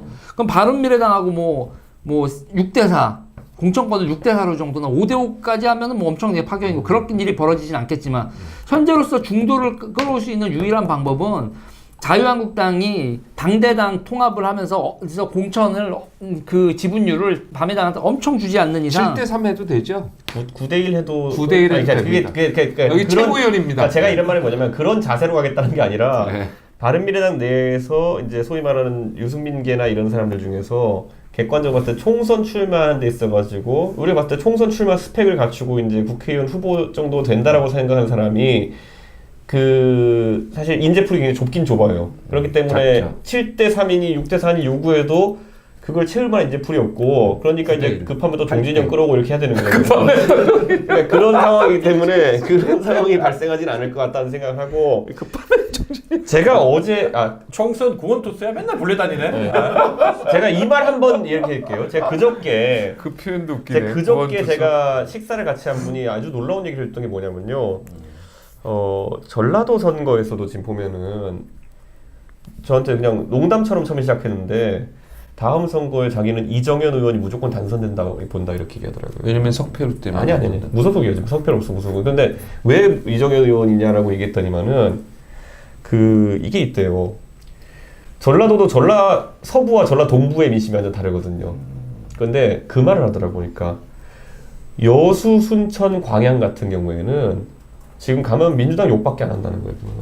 아니 여수, 순천, 광양에서 왜 민주당 욕을 합니까? 그랬더니만은 공단지대인데 주 52시간 때문에 완전 두들겨 맞아가지고 사람들이 기본적으로 소득이 100만 원씩 까인 사람들이 있다는 거예요. 보면은 한 달마다. 근데 여순광 이 지역에 있어가지고 예를 들어 여수 사는 사람 여수에 공단이 있다 그래가지고 여수 사는 건 아니거든요. 국조로 출마하면 되겠다. 여수와 광양 사이에 순천이 있어요. 그렇기 때문에 순천이 생각보다 그 동네에선 지리적으로 나쁘지 않은데 거기에 있는 사람들 민심은 뭐냐면은 야 이런 거 상황 속에서도 민주당 뽑아야 되냐 이런 느낌이 있다는 거예요. 그러니까 민주당이 지금 굉장히 선거에 있어서 골치 아픈 게 뭐냐면은 광양만 해도 그래요. 광양만 해도 사실은 거기는 정반대인 게 뭐냐면은 전라도의 광양인데도 불구하고 포스코가 있는 곳이. 포스코에서 경상수산을 많이 넘어온 곳이에요. 이제 보면은. 그러면 또 거기에 확신하기 어렵다는 여론이 지금 이제 서서히 나오고 있는 거거든요. 그러니까 자, 유재일 평론가 말 끊었는데 계속 하시죠. 저요? 내가 안 끊었어요 오늘은. 우리 이준석. 아니 저는 뭐 그냥 그래서 마무리. 그냥 마무리하자면 그렇게 해서 9대 1이라고 하면 9대 1에 비례 5대 5, 비례 5대 5에 지역구 9대 1 정도. 그래서 결국은 보수에서 중도가 세력화 있는 중도는 밤이랑밖에 없어요. 그러니까는 그거에 대해서 자유한국당이 선거를 이기고 싶으면 중도층을 잡아야 되는 건데 그거에 대해서 공천기득권을 어떻게든 포기하는 연출이라도 해야 될 거다. 네. 그런 판이 마련되면요. 갑자기 이런 사람도 있어요. 종진영 같이 와가지고 빌려주세요. 야, 나 밤이당 맞지 않니? 그러면서 이렇게 해가지고 아 형이 저- 그 정도로 뻔뻔하진 않아. 아니야, 뻔뻔한 아니야. 게 아니라 그런 일은 없습니다. 왜 그래? 영혼에 내가 대한 나 밤이당 아니야? 뭐 이런 건 없다고. 영혼에 대한 모독입니까? 아이 그건 영혼에 대한 모독이라니. 빨리 선언해. 그건 내 영혼에 대한 모독입니다. 아이 그건 뭐 그렇게 그냥. 그러니까 이게 한번 탈당한 데를 뭘 거길 기웃거려. 그래, 맞아. 자유한국당으로 가면 같고. 뭐지? 오히려 또 민주당으로 가면 같지. 뭘. 사실 그 혹시- 얘기 때문에 내가 할게요. 솔직히 그동안은 우리 당내에서 야 왼쪽으로 통합을 해야 되느냐 오른쪽으로 통합했느냐 이거 놓고 말이 많았고 저 같은 사람은 야 바른미래당 유승민도 못 끌어안고 어떻게 선거할래 이렇게 얘기하니까 약간 배신자들을 막 이렇게 얘기했어요. 공격을 많이 받았어요. 처음에는 왜냐하면 이제 여기서도 예전에 우리가 얘기할 때 뭐 예상을 그렇게 하셨잖아요. 기억 안 납니까? TK에서는 뭐 우리 공화당이 분명히 박근혜 대통령만 나오고 이렇게 붐을 일으키면 이 유의미한 영향을 당선에 영향을 줄 정도의 영향력이 있을 거다 할 때 내가 단호히 아니다 그랬잖아요. TK도 이제는 민심 변해가지고 그 우리 공화당이나 이런 사람들에 대해서 박근혜 대통령에 대해서 심정적으로 안타까워하고 안 돼 보이는 마음은 갖고 있고 하지만 그런 사람들을 조은진 같은 이쪽 홍문종 같은 사람을 찍어줘야 된다고 생각지 않아요. 냉정하게 얘기해요. 그건 그거는. 본인 생각 아니에요? 아니야. 냉정. 제가 그래도 TK에서 많이 사람들하고 대화를 하고 조은진 의원, 홍문종 의원 인터뷰했더니 TK에서는 확실히 아니야, 우리 그렇잖아. 공화당이 그 사람들은 지금 불안하기 때문에 그래. 자기가 정말 실력 있고 영향을 줘가 우리 당락에 영향을 줄 정도 되면 굳이 박종진 방송 나가 야 우리 수도권에 우리가 출마시키면 너희들 다 떨어져 이렇게 협박 안 해. 가만히 있어도 우리가 느껴서 가는데 이제는 이미 잊혀지고 있는 존재예요. 이 존재는. 근데 그걸 갖고 자꾸 이 언론이나 반대쪽에서 끄집어내려고 하는데 이 존재는 아니고 어쨌든 맨날 저도 주장했던 게 바른미래당이 어쨌든 이준석 뭐 유승민 이런 분들을 끌어와야 된다 얘기했는데 사실은 이제는 저는 어떤 생각이 드냐면 바른미래당하고 안 합치고 우리끼리 선거를 해도 이길 수 있다. 그러려면 어떻게 해야 되냐? 이거는 아주 교만한. 아니야. 우리 당 내부에서 뼈를 깎는 진짜 치열한 그 혁신을 하고 개혁의 바람이 나면 굳이 바른미래당을 이렇게 당대당 통합하지 않고 항복하고 들어와라고 할 수 있어요. 나는 그래 봐요. 그래서 예를 들어 가지고 패스트트랙 수사하는 거 이미 이거는 죽을 각오를 하고 국회의원들이 다 출석했어야 된다고 봐 나는. 그러면 정부에서도 국회의원 50명, 60명 어떻게 다 잘라요? 그러면 대만 역풍 불지. 예를 들어 가지고 그 60명을 전부 다 해가지고 벌금 다 때려가지고 정부에서 다음 출마 못 시킨다. 그러면 우리 당은 150석 넘게 새로운 인물들이 이렇게 들어와가지고 그 자리를 다 채우면 되는 거예요. 기존에 있는 그 지도부 사람들, 이 사람들이 내가 출마할 거야. 그래서 최고위원 전부 다 나갔던 사람들은 공천 받아가지고 다음에 공천 사실은 지도부를 바꾸고 우리 당을 바꾸고 이게 아니라 그럼 벌써 그런 목소리 나와야지. 근데 목표가 다음에 공천 받아가지고 안전하게 출마해야지 이 생각 갖고 최고위원 들어가니까 바른 말도 못하고. 그래서 지도부가 내가 오늘 진짜 목 내놓고 한 얘기예요. 지도부가 다들 불출마 선언하고 하면 그거보다 우리 당에 도움되는 일이 있겠냐. 나는 그런 생각이에요. 나는 이런 얘기를 그러니까 공천기득권 포기 그러니까 여기에 연결되네요. 지도부 불출마 선언. 그죠? 그러니까 난 이런 좀 구체적인 얘기를 우리가 왜냐면 자유한국당 지도부가 이거 우리 주간 박중진 보면서 뭐 힌트 좀 저도 한마디 할게요. 예, 하세요. 자꾸 뭐 누가 이런 방송을 보고 정책 판단을 해? 그러니까 어떤 싸구려 정치인이? 이준석 스스로 너무 깎지 마. 그래도 이준석 아니 우리 방송이 싸구려는 게 아니라 정치인은 자기 소신을 갖고 판단하지 방송 보고 판단하는 사람이 있으면 안 돼 보면은. 아니 힌트는 얻을 수 자, 있지. 형님 무시하고 할 말. 아니 무슨 소리 하고 있어. 중요한 얘기 많이 했구만. 아니 그러니까 저 같은 경우는 사실은 지금 이제 기득권 포기나 이런 것도 지금 어차피 공천 얼마 안 남았으니까 뭐 시기적으로 맞는데 검찰 개혁에 대해서 오히려 황 대표께서 어떻게 보면은 검찰 출신이잖아요. 네? 그러니까 황 대표님이 어떻게 적극적으로 더 검찰 개혁에 대한 목소리를 더 확실히 내버리면 이게 주도권을 하경원을 더 잡을 수 있지 않을까라는. 왜냐면 모든 국민이 사실은 모든이라는 대부분의 국민이 검찰 개혁을 원하고 있는 건 맞잖아요. 그렇지. 그죠? 우리 당도 찬성이에요. 예. 그러니까. 검찰 개혁 찬성인데 황교안 대표가 문재인 이거는 식의 검찰 적극적으로. 개혁을 우리가 그렇지. 못했다는 거지. 그러니까 문재인 식의. 검찰 개혁의 올바른 방향에 대해서 공수처도 사실은 문제가 좀 있잖아요. 그죠?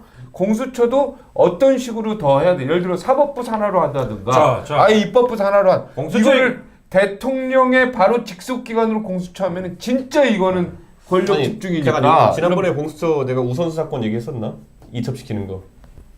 얘기 안 했어요. 그러니까 공수처에 보면은 그 공수처장 임명하는 문제 때문에 처음에 많이 발등이 있었고 오늘 내 말을 끊었네. 기소권에 대한 문제가 이제 있었는데 끊을 가치가 있는 그런 거 있어요. 그러니까 근데 그 기소권에 대한 얘기가 있는데 그 이번에 조국 사태를 통해 가지고 드러나는 또 하나의 민주당의 함정이 드러났어요. 그게 뭐냐면은 왜 공수처를 지금 이렇게 빨리 하려고 하느냐에 대해서 제가 공수처가 수사하는 범위가 뭐냐면 한 6-7천 명 되거든요. 그리고 그 가족이거든요. 자, 그 안에 들어가는 거 보면 차관급 이상의 공직자가 들어가요. 그러니까 장관 같은 사람들도 들어가거든요. 자, 만약에 지금 조국 사태 때 공수처가 있었으면 어땠을까?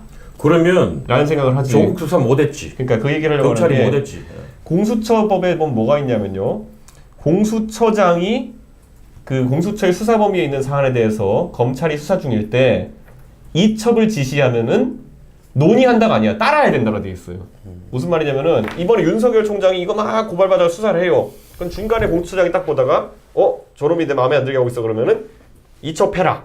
그러면은 검찰이 수사 중단하고 그 사안 자체가 공수처로 이첩되는 그래서 거예요. 옥상옥이라고 하는 거죠. 옥상옥 정도가 아니라 그러면 어떻게 되냐면 이게 뭐 수사하다가 넘기는 것도 있을 수 있겠지만 반대로 이제 앞으로 이게 정리화되면은 검찰이라는 대한민국의 그래도 가장 역량을 가진 수사 조직 중에 하나는 앞으로는 우리가 정권 핵심부의 누구를 건드려 수사를 하면은 분명히 좀 있으면은 공수처에서 이걸 이첩하라고 요구하겠네, 땡겨가겠네. 그럼 애초에 우리가 왜 괜히 불편한 관계 생기면서 이 수사를 시작해?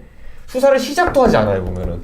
시작도 하지 않으면 그럼 공수처라고 수사 시작하겠어요? 정권의 치부인데. 그러니까 이게 뭐냐면은 아무도 이런 사안을 건드리지 않는 상황이 발생하는 거예요. 저는 그래서 이거 이제 미친놈 소리 들어가면서 공수처 반대하는 제 논리가 뭐였냐면 이거 숙청 기관이 된다.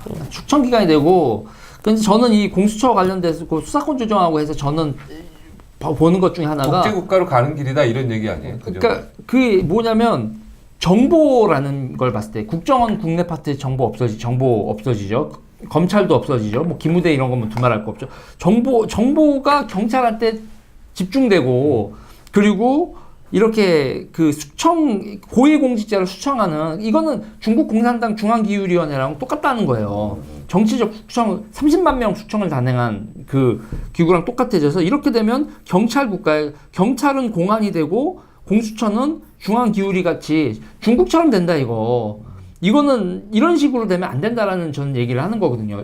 너무 찜찜한 거예요. 이거는 그리고 이 정부 들어서 제가 사회주의 국가로 가는 어떻게 보면 독재 국가로 가는 하나의 전투가 될 수 있다. 그러니까 저는 이거는 사회주의랑은 상관이 없고 그냥 독재 권력을 지금 그게 강화되는 중화인민 거죠. 사회주의 공화국 아니에요. 그러니까 거기 지금 중국도 다 사회주의를 표방하고 있잖아요. 표방을 하지만 자본주의 국가의 독재 국가인 거잖아요. 그러니까 그냥 저는 이 독재성을 강화하는 권력이 체크 앤 바란스가 무너진다. 네. 그 가능성이 되게 높다고 보는 거죠. 이게 되면. 네. 그리고 이 정부가 들어서 민주당이 한 거에서 보면 내부에 안희정, 이재명부터 시작해서 가장 충실히 했던 행동이 정치적으로 누군가 수청하는 걸 지금 사실 숙청 당하고 있는 거 아닙니까? 그래서 저는 이게 되게 불안하다라고 보는 거예요. 저는 저쪽에서 계속 얘기하기를 민주당에서 국민의 70-80%가 공수처를 찬성한다. 자유한국당 지지자도 60% 이상이 공수처 찬성한다. 이렇게 얘기를 해요. 검찰개혁 찬성한다. 검찰개혁은 조대원도 찬성하고 우리 다 찬성해요. 다 찬성해. 검찰개혁은 다 찬성합니다. 피해 사실 공표하지 말자. 밤늦게 수사하지 말자. 검찰이 너무 뻣뻣하다. 나도 그리고 가봤지만 수사권 일부는 좀 경찰한테 가져가야 된다. 뭐 여러 가지. 네. 검찰 한 번씩 불려가 본 사람들은 저는 많이 불려가 봤기 때문에 그런 거 다 알아요. 나열인 검사가 말 함부로 하고 위협적으로 하고 이런 것들이 옛날보다는 많이 좋아졌다. 그런데도 이 존심이 상할 때가 많았어요. 이런 거 바꾸자는 거 다 찬성합니다. 자유한국당이든 누구든 간에. 근데 문제는 뭐냐고 하면 현재 우리 문재인 정부 하에서 이번에 조국 사태 겪었잖아요. 국민들이 봤단 말입니다. 윤석열이 바르게 하려고 해도 대통령이나 여당, 뭐 여당의 관계자들 총동원돼가지고 윤석열 하나 조지려고 자기가 임명했는데도 자기 뜻대로 안 움직이니까 총동원해가 협박하고 털고 몰려가고 하는데 공수처라는 게 생기고 나면 이제 윤석열 가만두겠냐. 그래서 저는 질문란을 바꿔야 된다. 여론조사. 검찰개혁 찬성하냐. 그래서 공수처 여러분 찬성하냐면 국민들이 막 하지. 근데 문재인식으로 이번에 윤석열이 똑바로 조사하려고 하는데 조국 하려고 하는데 협박하고 대통령이 임명한 공수처장이 수사를 하는 걸 갖다가 방해하고 자기가 못하도록 빼들어와 버리고 이렇게 하는 공수처 찬성합니까? 이렇게 질문을 하면 국민의 80% 90% 반대할 거예요. 저는 이걸 정리해서 말씀드리면 이렇게 얘기하고 싶어요. 검찰 개혁을 빙자한 숙청의 제도화다. 이거 제목으로 뽑아. 검찰 제도를 검찰 개혁을 빙자한 숙청의 제도화다. 검찰 개혁을 빙자한 숙청의 제도화. 그러니까 우리가 검찰 개혁은 다 찬성하지만 이 공수처 안에 대해서도 이 독재로 갈 수 있는 부분이 있는 건 철저하게 다시 재검토할 필요가 그렇죠. 있다. 이렇게 정리를 좀 해야 되고. 그렇죠. 공수처장을 예를 들면 야당에서 임명하면 하면 되지. 검찰은 대통령 임명하고 공수처장을 야당에서 임명하는 균형이 잡히는 중립 거예요. 인사로, 얘기 들어요. 네. 예를 들어 경쟁을 시키려고 그러면은 예를 들어 방송국끼리 경쟁한다 했을 때 예를 들어 뭐 동아일보랑 조선일보 방송국들이 싸운다 그러면은 자기 조직에 대한 프라이드가 있어야 싸우는 거지 보면은 예를 들어 저쪽에서 연봉 1,000만 원 준다고 넘어갈 사람들끼리는 경쟁이 안 돼요. 자 공수처 검사 이제 거기 뭐 수사처 검사라고 이제 표현하는데 수사처 검사를 임명하는 방식도 보면은 계약직이에요. 네, 그게 되게 위험한 거예요 보면은 검찰은 적어도 검찰은 두 가지밖에 없어요. 내가 이 길을 계속 타고 가든지 옆으로 빠지든지 두 가지 비결밖에 없어요. 근데 공수처 검사는 정권이 바뀔 때마다 수없이도 들락거릴 수 있게 되어 있고 공수처장 자체도 뭐 그렇게 될 수밖에 없는 그 임명 구조예요. 그렇다면은 예를 들어 정권이 바뀌었을 때 그게 특화된 수사들을 하는 사람들이 막 들어올 거예요 보면은. 그리고 어떤 문제는 있냐면은 그래서 문제가 많이 발생. 어쨌든 일사부재리의 원칙이라는 것이 우리 법치 체제의 가장 중요한 원칙 중에 하나이기 때문에 예를 들어 공수처가 나중에는 특정 어떤 자기들이 예를 들어 이번 정부 예를 들어요. 이번 정부 혹시라도 태양광 때문에 굉장히 마음이 캥기는 게 있어요. 그러면은 많이 있죠. 예, 캥길 수도 있고 뭐 예를 들어 탈원전 때문에 뭐 어떤 사람들은 해먹은 게 있고 이럴 수 있어요. 그러면은 캥기잖아요. 그럼 정권 말에 공수처에서 다 싹 잡아가지고 소방망이 혐의 기소한 다음에 일사부재로 갈 수 있어요. 예, 그러면 다음 정권에 들어와도 캘 수가 없는 상황이 나올 수가 있어요. 그러니까 저는 여러 가지 용도로 활용될 수 있다는 거예요. 이게 보면은. 그러니까 저는 이거 굉장히 공수처에 위험하다. 여러 가지 위험하다. 그리고 이런 얘기도 저는 드리는 게 검사는요 고시로 뽑잖아요. 공수처는요 공수처 수사관은요 그거 정치로 뽑는 거예요. 정시? 그러니까 정치. 정치로. 그래서 뭐 대학 입시를 비유하면 검사는 정시고 공수처는 수시다. 그러니까 이게 더 야. 맛이 간다. 수시 비리가 더 많잖아. 그럼 네. 공수처를 어느 산하로 넣는 게 오히려 사법부 산하로 넣으면 괜찮을까요? 더 문제가 있나요? 아니요. 저는 이렇게 생각해요. 만약 그렇다면은 사법부 예를 들어서 대법원장이 공수처장 임명권도 주고 거기서 관할하는 이번에 특수부가 문제가 됐잖아요. 특수부가 문제됐으면은 특수부를 왜 문제 삼지는 모르겠지만 하여튼 그걸 반부패 수사부라고 한다고 했는데 그게 그러면은 공수처랑 한 일이 뭐가 다르냐. 그러면은 오히려 반부패 수사부라는 것에 검찰의 독립성을 강화시켜줘라. 그래가지고 거기에 대해서 임명할 때 공수처장 임명하는 것처럼 뭐 국회 동의를 얻게 한다든지 그런 식으로 가는 추천위원회를 준다든지 그렇게 할 수 있어요. 근데 그거 안 하고 꼭 그러니까 이런 거죠. 그 말은 그 반부패 수사부에서 검찰 내에서 독립성 확보해준 방법은 그래도 그게 아까 말했던 조직의 프라이드가 있고 조직에서 정시로 들어온 결국 검사들이 한다는 것이고 지금 이 사람들이 이런 방법이 있음에도 불구하고 공수처라는 새 집을 지으려고 하는 게 뭐냐면은 첫째로는 검사의 조성을 못 믿겠고 검찰총장을 임명해놨던 임기제 검찰총장이 얼마나 불안한지를 자기도 느꼈고 임기는 검찰총 임기 2년이지만은 사실 검사의 임기는 수십 년입니다. 그 조직 내에서 계속 올라온 사람들은 부담이 생기고 하니까 그렇지. 지금 이렇게 하고 싶다는 얘기거든요. 아우 아이디어 좋네. 그리고 저는 검찰 내 특수부, 그러니까 반부패 수사부를 어떻게 보면은 그거를 국회의 동의를 얻게끔. 야. 저는 이 말을 하고 싶은 게 그러면은 일타쌍피네요. 그럼. 아니 반박 국회 동의까지 아니더라도 추천을 그러면 야당이 하게 한다든지 뭐 그 정도만 해도 반복해서 뭐 문제 없을 거예요. 그 언제부터 이 정부가 검찰 개혁이 국정 일과제가 된지 난 그게 참 궁금하고 이게 검찰 개혁을 일과제로 하려면 집권하자마자 바로 야당하고 얘기해가지고 검찰 개혁합시다 해가지고 나갔어야 되는데 지금 이 결국 된 게 조국을 갖다가 지키고 조국을 미화하고 지금 나가고 난 뒤에 앱도 서비스 해주려고 지금 검찰 개혁이 제일 과제다 이렇게 얘기하는 거예요. 사실은 이 정부의 국정 일과제는 옛날에 평화경제, 뭐 소득주도 성장 이런 거였다고. 그리고 초창기에 제가 한 번 정도 본 것 같은데 대통령이 청와대에서 뭐 이 일자리 상황판 이런 거 만들어가지고 보고하고 뭐 했단 말이에요. 그 일자리 상황판 보고 싶어. 어디서 멈춰 있는지. 그러니까 내려가고 있지 뭘 어저께 통계청 자료 보니까 굉장히 늘었던데요. 오로지 최대 지금 늘었다고. 나이 드신 그러는데. 분들 자리. 네. 그래서 대통령이 오로지 여기에 지금 매몰돼 있다 보니까 이 정권 전체가 사람이 이제 제가 이 변호사들한테도 물어보면 당신 이렇게 뛰어난 변호사인데 왜 예를 들면 김기춘 씨 같은 사람은 자기 변론하려고 10명 정도의 변호사를 고용하느냐 이러니까 자기 사건 자기가 못한대요. 매몰되기 때문에. 이 정권이 지금 매몰돼 있는 거예요.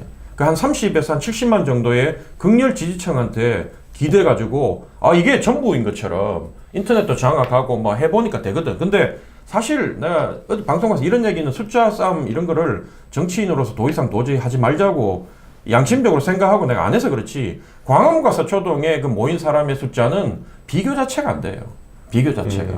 근데도 그 숫자 얘기 그만합시다. 그렇죠. 그러니까 매일 제가 하고 싶은 언론에서 얘기는 싸우는데. 어쨌든 그런 것들을 이제 보면서 이 사람들은 반응이 없다가 이제 자기 자체의 여론조사를 돌려보니까 지금 여론조사 나오는 것보다 훨씬 심각하거든. 그래서 결국 조국을 물린 거예요.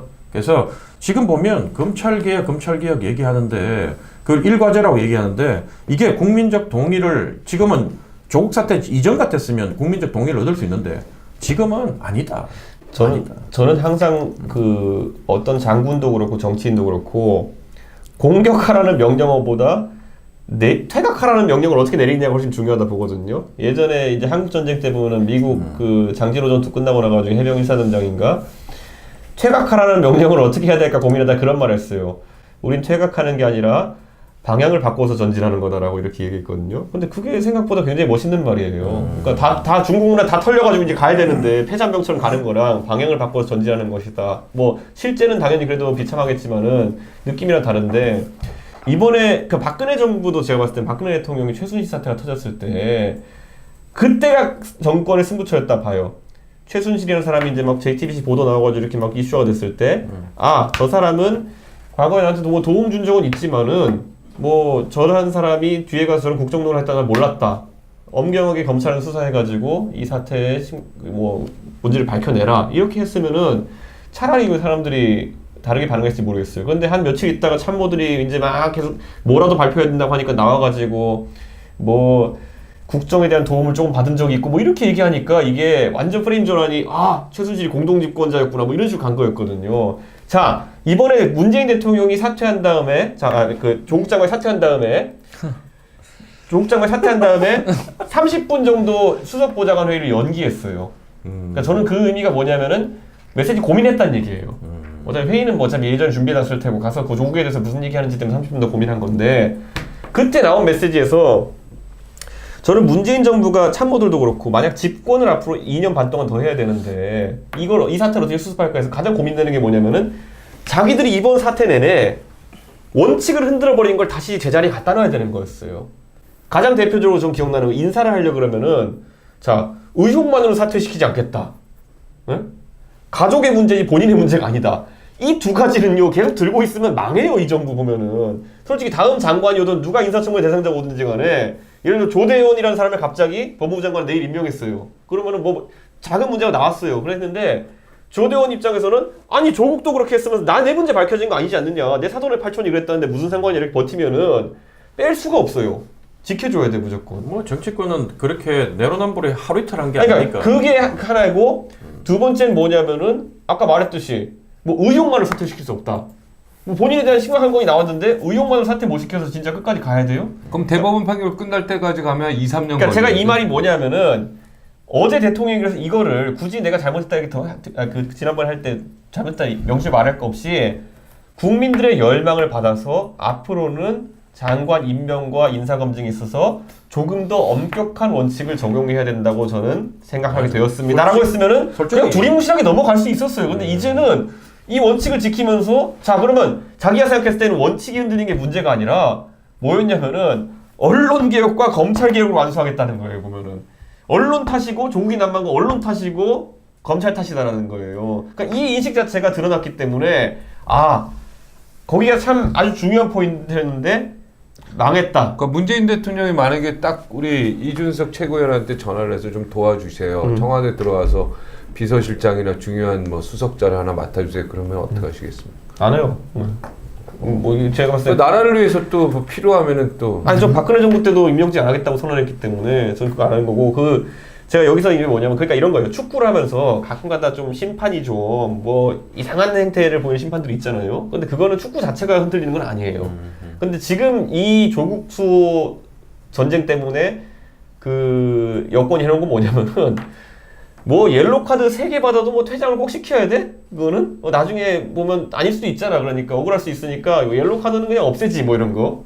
레드 카드 없애자. 뭐 그런 게 굳이 축구에 필요해?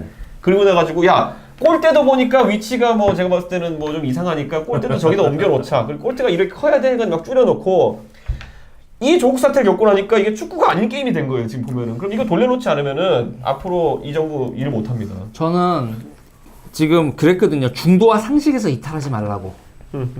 중도와 상식에서 이탈하지 말라고 얘기했다가 저가 천하의 개새끼가 됐는데 그래서 저는 이런 얘기를 하거든요. 관료가 잘못하면 관료 잘못이고 대통령이 잘못해도 관료가 엎어써야 엎어쓰고 가야 그 정부가 유지된다. 근데 이놈은 건 관료가 잘못했는데 조국이 잘못했는데 대통령까지 엎어쓰는 거예요. 보증을 써. 보증을 쓰는 거예요. 내가 보면서 이런 무슨 말도 그리고 옆에서는 참모들이며 기타 등등 시위되며 그러면서 제가 그랬거든요. 지금 다 자기 장사하느냐고 이 정부의 뿌리를 뽑고 있다. 그래서 본선 안 해? 경선만 생각해? 라고 했더니 너 자한당이지. 그래서 내가 그래서 자한당 찍고 그래서 제가 그랬어요. 응 자찍 그랬어요. 응 자한당 찍을게. 응 자찍 그 자찍이 아니고 그래서 자한당 근데 찍을래가 아니고 그다음에 응 보수 자한당이라는 찍을래. 단어 이게 별로 느낌이 안 좋으니까 자유한국당 네. 그렇죠. 응. 자한당하면 이상해. 그래서 그랬죠. 저쪽에서도 그러니까 나는 그냥 아니 그러니까 너네도 자유한국당 저는 해요. 써야지. 저는 하는데 여기서 직설적으로 자한당이니까 자한당 그게 아니라 난 내가 밤이당이라 하는데. 저 물당이 그렇게 얘기하니까 이제 밤이당은 얘기하는 그냥 거지. 느낌이 나쁘지 않은데 자한당하면 뭐, 좀 밤이당이 뭐 왜? 그치? 아니, 자한당 그것도 그게 별로 안 좋은데. 아니 자한당. 아니야. 그 약간 보수 쪽에서 센 분들은 뭐냐면은 그 밤이당을 바보들의 미친당이라고 하는 사람도 있어. 그러니까 이게 듣겠다. 차마 우리가 못한 말을 하시네. 그렇게 하는 사람도 있어. 그러니까 저는 정치권한테 부탁드리고 싶은 건 이런 거예요. 결국은 총선은 항상 야든 여든 지지자들은 다 물갈이를 원해요. 물갈이를 원하고 확실한 대선 주자를 원하고 그리고 중도와 상식에서 벗어나지 않기를 바라고. 그러니까는 지금 상태에서 우리인데 우리 4명이네 그럼 그럼- 중도 상식에서 벗어나지 않고. 그렇죠. 그러나 이제 금년시 또 슬쩍 엮이려고. 아니 그게 아니라 나는 우리 유재일 평론가가 좀 이렇게 적극적으로 이렇게 정치판에 좀 뛰어들었으면 좋겠다. 오늘 왜냐면 댓글 보니까 네. 유재일 평론가 그 지지율이 의외로 높아요. 그리고 말 끊지 말라고. 아유, 그래서 오늘 내가 지금 말 안 끊으려고 노력 형님 엄청 댓글 하고 안 본다며. 이제 봤어. 보셨어. 지난번에 한 번 봤다 그랬거든. 아니야, 내 생각에 지난번 라이브 방송하면서 본인이 아니야. 한번 성적표를 실시간을 받아보니까 자기 고찰에 들어간 것 같아. 그렇지 고차에 예전에 왜냐면 켜도남마 이런 거 할 때는 시청률이 하루 있다 나오거든. 그러니까 근데 지금은 실시간 고찰을 한번 해보는 거죠, 형님. 하여튼 뭐 반성 많이 하고 있는데 이 라이브로 가는 부분에 있어서는 좀 고민을 좀 해야 될 것 같아요. 이렇게 말할 때도 너무 조심스럽고 하니까 왜냐면 일단은 다 뱉어놓고 좀 편집을 요청할 수도 있는데 이거 뭐 라이브로 가면 아예 그 자체가 안 되고 아니 형님 그 라이브 또 갈 나만 잘못하는 게 문제가 아니라 내가 잘못했을 때 또 다른 여기 언론사라든가 이쪽에 피해를 주니까 라이브를 그런 가려면은 부분이 무조건 우리가 8시부터 해야 돼요. 아침 출근 시간대 그러니까. 지하철에서 볼 수 있게 해야 되는 것이고. 그럼 준석이 매일 지각하고 그래서 쉽지도 않고 형은 술이 안 끼겠지. 미치겠다. 종진 형이 술이 진짜 센데 가끔 가다 보면은 그 센 술을 못 버티는 경우가 있지. 나이가 있는데 이제 요즘에는 조금 네. 라이브는 아침 시간은 답 없고요. 저녁 시간. 밤에 해야 되죠. 그렇지. 저녁 맥주 한 시간. 캔 까고 이렇게 보는 방송을. 네. 밤 10시가 제일 많이들 보고. 우리 뭐 의견만 모으면 밤 10시 할 수도 있는데 이게 아니 우리 그건 할 수 있어. 고향정 가가지고 밖에서 맥주 마시면서 10시 할 수 있어. 안 그래도 내가 이게 가서 얘기하는데 나보고 뭐 그래 위원장님 그 가지 마세요 이렇게 요즘 많이 해. 여기 보니까. 오지 말라고. 왜냐면 너무 뛰어나니까 위원장이 거기서는 아주 뛰어난데 너무 이렇게 씹히니까. 고영정 식당 하나 섭외할 수 있어요? 식당이 아니라 예를 들면 일산 서구청 무슨 이런 소리야. 데도 되고. 날이 추워지기 전에 밖에 좌판 깔아야지 무슨 소리야. 이거- 호수공원 이런 데서 누가 그러더라. 다음 주 목요일 날은 고영정으로 가자. 다 데리고 오면 사람들이 광고도 하고 박종진, 이준석 온다 하면 되게 좋아할 거야 이게. 오후 3시, 4시도 경쟁자가 없어서 시청자 잘 나와요. 오후 3시요? 네, 장모님이 좀 편찮으시다면서. 예, 그래서 뭐 어쨌든 뭐 이상만 없으면 되는데 지금. 그럼 장모님 아닌데. 좀 캐치하시면 예. 그때 날이 한번. 추워지면 못해. 그리고 그 고양시가 고양정은 정확히 어느 정도라고? 일산 서구. 저거 서구면 호수공원인가요? 호수공원 끝에 조금 이제 우리가 있고 동구가 무슨 좀 무슨 많고. 동이에요 거기 서구면? 서구가 총 9개 대화동인가요? 총 9개 동이 있는데 네. 대화 그중에 대화 이제 이런 데 아니야 그러면? 대화 맞아. 대화동도 우리 동이고 주여 빌리동 네. 뭐 송산송포동 거기 가보니까 뭐 일산. 저런 거 어디야? 라페스탄가 그런 데 어디야? 식당 그거는 이제 식당 동구. 주인 중에 동구요? 친하신 분 있으면 뭘 자꾸 안에서 식당에 들어가려고 그래 자꾸. 아 진짜. 아니 소주 먹으려면 식당을 먹어야죠. 식당을 먹는데 식당을 가야죠. 예? 아니 그러면 어떻게 해요? 길거리에서요? 아, 그런 건 아니야 형이 내가 하는 거 아니야, 알게. 우리 한번 우리- 이거 도전해보자. 형. 자, 도전. 현수막 걸어 우선. 주간 박종진. 주간 박종진 고향정에 옵니다. 몇 시부터 몇 시까지 어디로 음식을 배달시켜 주십시오. 해보자. 음식 그 무슨 말이야? 어디게 여러분들이 그런 거 다 먹겠습니다. 먹방으로 가자고. 그러니까 할 수 안 있어. 돼. 위험해. 음식에 독할 수 있어. 아니야. 독이 아니라 이 조대원 그가 있으면 그게 내 또 아지트잖아. 그러면 음식 못 너무 먹는 너무 많이 와. 네가 일단 먼저 먹고 그다음에 우리가 먹는 거예요. 그거는 우리 사무국장님 같은 분들 우리 조대원에 충직한 용사들이 먼저 기밀을 하실 거야. 요즘 우리 위원장이 이제 이긴다고 생각하니까 내 주변에 딱 일산 서구 들어가면 경호가 딱 붙어. 그래서 우리 위원장 혹시 위해할까 싶어가지고 그 정도예요. 기밀을 먼저 하고. 그리고 그 누나들이 거기서 다 먹어버리고. 누나들이 뭐라는지 아나? 뭐 박종진 뭐 이렇게 나까지 한 대원이가 뭐 정의롭고 용기가 있고는 하는데 머리는 뭐 좀 아닌 것 같네 이렇게 얘기하니까 위원장님 그러면서 덕희 누나 보고 있을 거야. 위원장님 박종진 씨 이상한 말로 하냐고. 우리 위원장님 얼마나 머리 좋은데 이렇게 얘기하더라고. 그러니까 형 이게 여기서 하는 식으로 고향정 가서 하면 형 계란 날아와. 그러니까 좀 잘 생각해서 오셔야 돼. 머릿속 옛날에 쾌도담하면서 갑질할 때가 좋았지 이러고 있는데 그러니까 사람이 그러니까 올라갈 때가 있고 정상에 있을 때가 있고 내려올 때가 있어. 근데 나는 확실히 내려오고. 근데 형님 지금 보면 지금이 더 인간적이고 더 좋아. 내가 이런 분하고 같이 가고 싶다. 충성을 다해서 이분을 잘 모셔야 돼. 이런 아니, 생각하는데 종진이 형이 쾌도담만 처음 시작할 때 굉장히 낮은 자세를 시작했어요. 근데 뭐 종편 최초 1% 돌파 이러면서부터 사람이 어깨에 힘이 들어가더니만은 그렇지. 나는 뻣뻣한 모습만 봤거든. 그러니까 TV에서. 그러니까 이게 근데 네. 지금은 좀 안 돼. 죄송합니다 여러 가지. 근데 우리 지금 조회수 20만 가까이 가잖아요. 이거. 예, 넘지, 예. 넘지. 이렇게 되면 쭉쭉 넘죠 가면 넘죠. 이거 이제 100만 이렇게 가면 네. 그래서 이제 일단 고향정에 다음 주에 뵙도록 하겠습니다. 고향정 장소 빨리 정하죠. 그래야지 이게 공포를 하죠. 하늘공원? 아니 하늘공원이 아니라 호수공원? 호수공원도 괜찮아요. 그 호수공원이 고향정에 없다는데 왜 자꾸 아니야. 있어요. 조금 있는 거야 끝에. 조금. 그 조금 자, 있는데 고양정에 호수공원 저기 분수대 거기가 제일 분수 쇼하는 데거든. 네. 거기가 우리 지역이야. 아직입니까? 우리 지역이야. JTBC랑 쇼핑몰 있는 거기 가는 거 아니야 거기? JTBC는 어디 있지?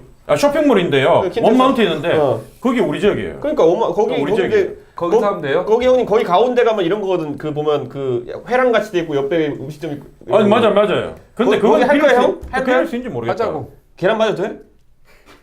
제가 왜 맞아요? 형이 여기서 같이 계란 내가 맞을 사람이 아니, 어딨어? 내가 형님 안전은 내가 보장해 드릴게요. 아니 내가 안전은 계란 맞아도 고양정에 돼요. 뭐 계란 좀. 근데 그거 진짜 찐 계란 던지면 진짜 아파. 저는 제가 옛날 또 계란을 깨지는 걸 해야 되는데. 바른 정당 만들고 나서 얘기했잖아. 던지면 진짜. 대구에 서문시장 가가지고 이제 처음 이제 만들었다고 이제 유승민 그 김무성 이런 분들이랑 같이 내가 가니까 그 서문시장 2층이 있거든 이렇게 보면 가나 회랑 옆에 위에서 할매들이 이제 그 고무 다라이라고 하는 거 들고 물을 확 끼얹어가지고 이렇게 해가지고 그 앞에 걸어갔는데 김무성 대표 걸어갔는데 옆에 물이 쫙 떨어지고 이런 거. 아니 뭐 어찌됐든 갑시다. 그 무슨 어디 정확한 위치를 가르쳐 주세요. 그 뭐 끝마치고 우리 제작진하고 한번 논의를 해서 장소를 정하고. 아니 그래도 여기서 얘기를 해줘야지. 지금 공지를요? 네. 그 호수공원 예를 들면 그 아까 호수 앞에는 가도 되지 아무나. 정확히 그거는- 얘기해서 몇 번째예요? 아니 몇 번지가 아니라 여러분 호수공원 일산 호수공원 네. 아니 그 분수 쇼하는데 그 앞에 조금 바람은 좀 불 것 무슨 같은데 동이에요 여기는? 그 주엽동이죠 주엽동. 주엽동. 예. 이거 정확히 알려줘야 돼. 주엽동에 있는 예. 호수공원 분수대 예. 근처에서 하겠습니다. 그럼 됩니까? 그럼 합시다 그럼. 네. 우천도 그리고 혹시 생각해야 되고요. 음식 보내주실 분은 거기로. 그 배달해줘요. 네. 볼까? 야외 촬영이 우천- 바람이 많이 불면 오디오가 안 잡히더라고요. 그러니까 그런데 거기는 그 원마운트 거긴 괜찮아. 안에 있어가지고 회랑이라 가지고. 근데 거기는 시끄럽지. 아니 시끄러운 게 아니라 거기는 하려면 고양시에 허락 받아야 되는 거 아니에요 그게? 아니 필요 없어. 우리는 언론인이야 지금. 아 언론인이에요? 유시민 같이 우리 언론이야. 그리고 우리가 어. 뭐 앉아서 오래 술 먹으면서 이렇게 방송하다가 막 고양시에서 와가지고 막 드러내고 막 하면 뭘 드러내지? 그거 최고야.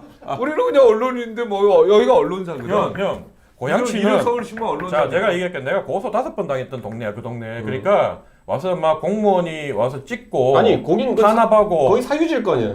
아니야. 원마운트는 땅이 고양시청 땅입니다. 근데 그거를 빌려줬어 고양시 저기 회사에. 빌려- 아니 그럼 빌려놓고 끝난 됐지 뭐. 거예요. 그러면 사유지지 뭐 그러면. 사회주의 무슨 소리예요? 그래서 그러면은 근데 아니 그러면 전세 내준 집에 가서 이거 내 집이니까 내가 살.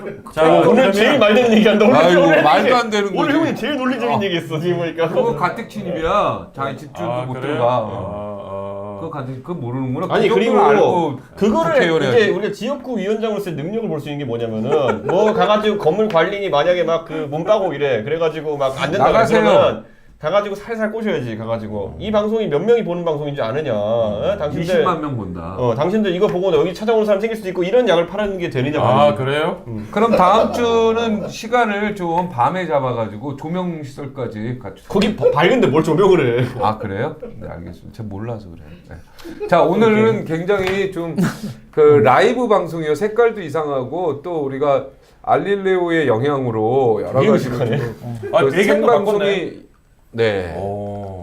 좋은데요? 좋네. 야 그래도 빠르다. 엊그저께 얘기했는데 확 바꿔버리네. 형님이 한마디 하니 바꿨구나. 네, 야. 좀 약간 보라색이 칙칙해가지고. 그런데 이 혹시 그 일요서울 4호에는 그런 거 현수막까지 걸 수 없어요 보면? 그 가끔가다 그 걸 수 있죠. 채널 A 이런데 사업 같은데 보면은 뭐 새로운 앵커와 함께 새로운 출발 뭐 이런 거 달거든요 보면은. 맞죠.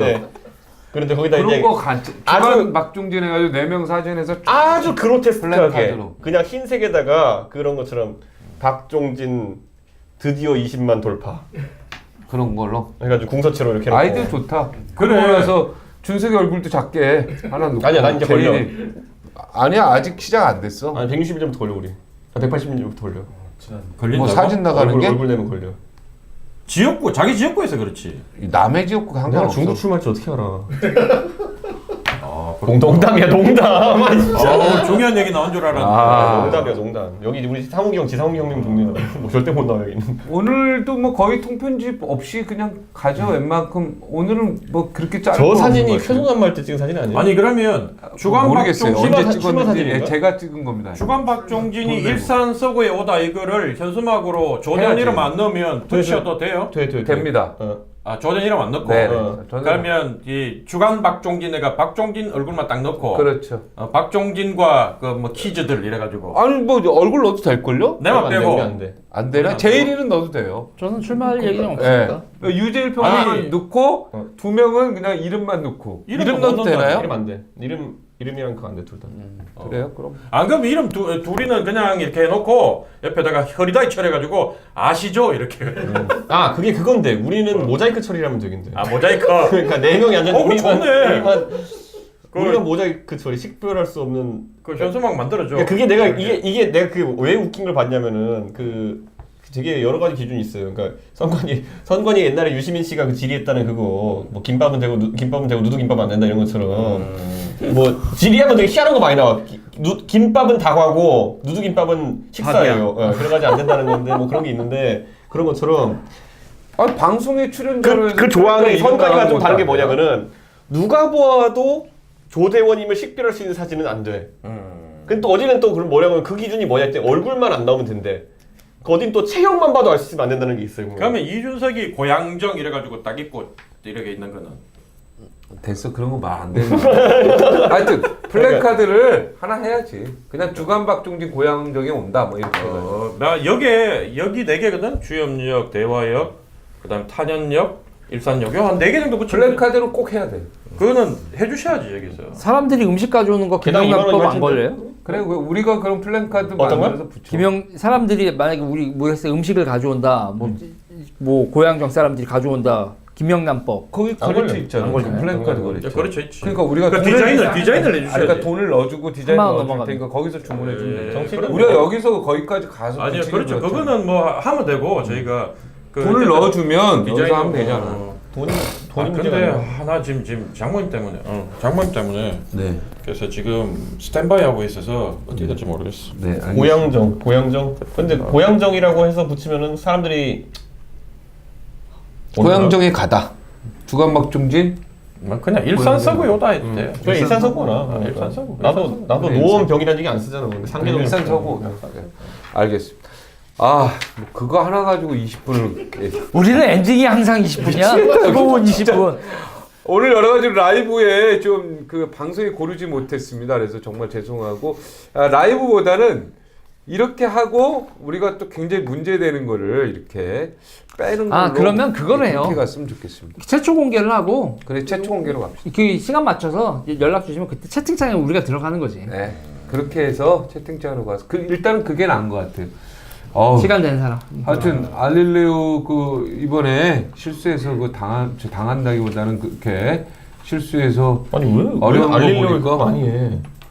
네? 왜 알릴레오 얘기 이렇게 많이 하냐고. 죄송합니다. 경쟁자니까? 경쟁자. 같은 언론이.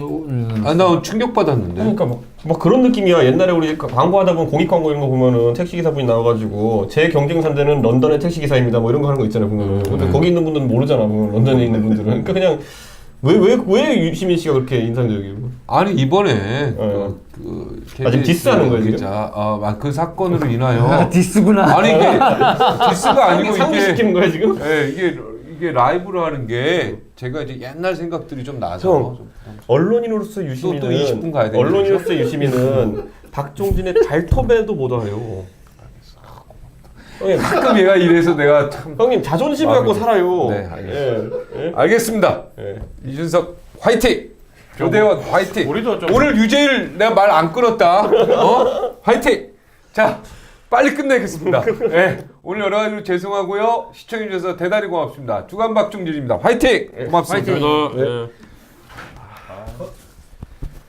우리 진짜 엔딩이 너무 길어. 또 이게 맛이야. 다음 주 고향정 가능하세요? 정말? 가능하지. 아, 장모님. 장모님만 그러면은 아니면 노원부터 가 노원부터. 마음이 편하시지 않으면.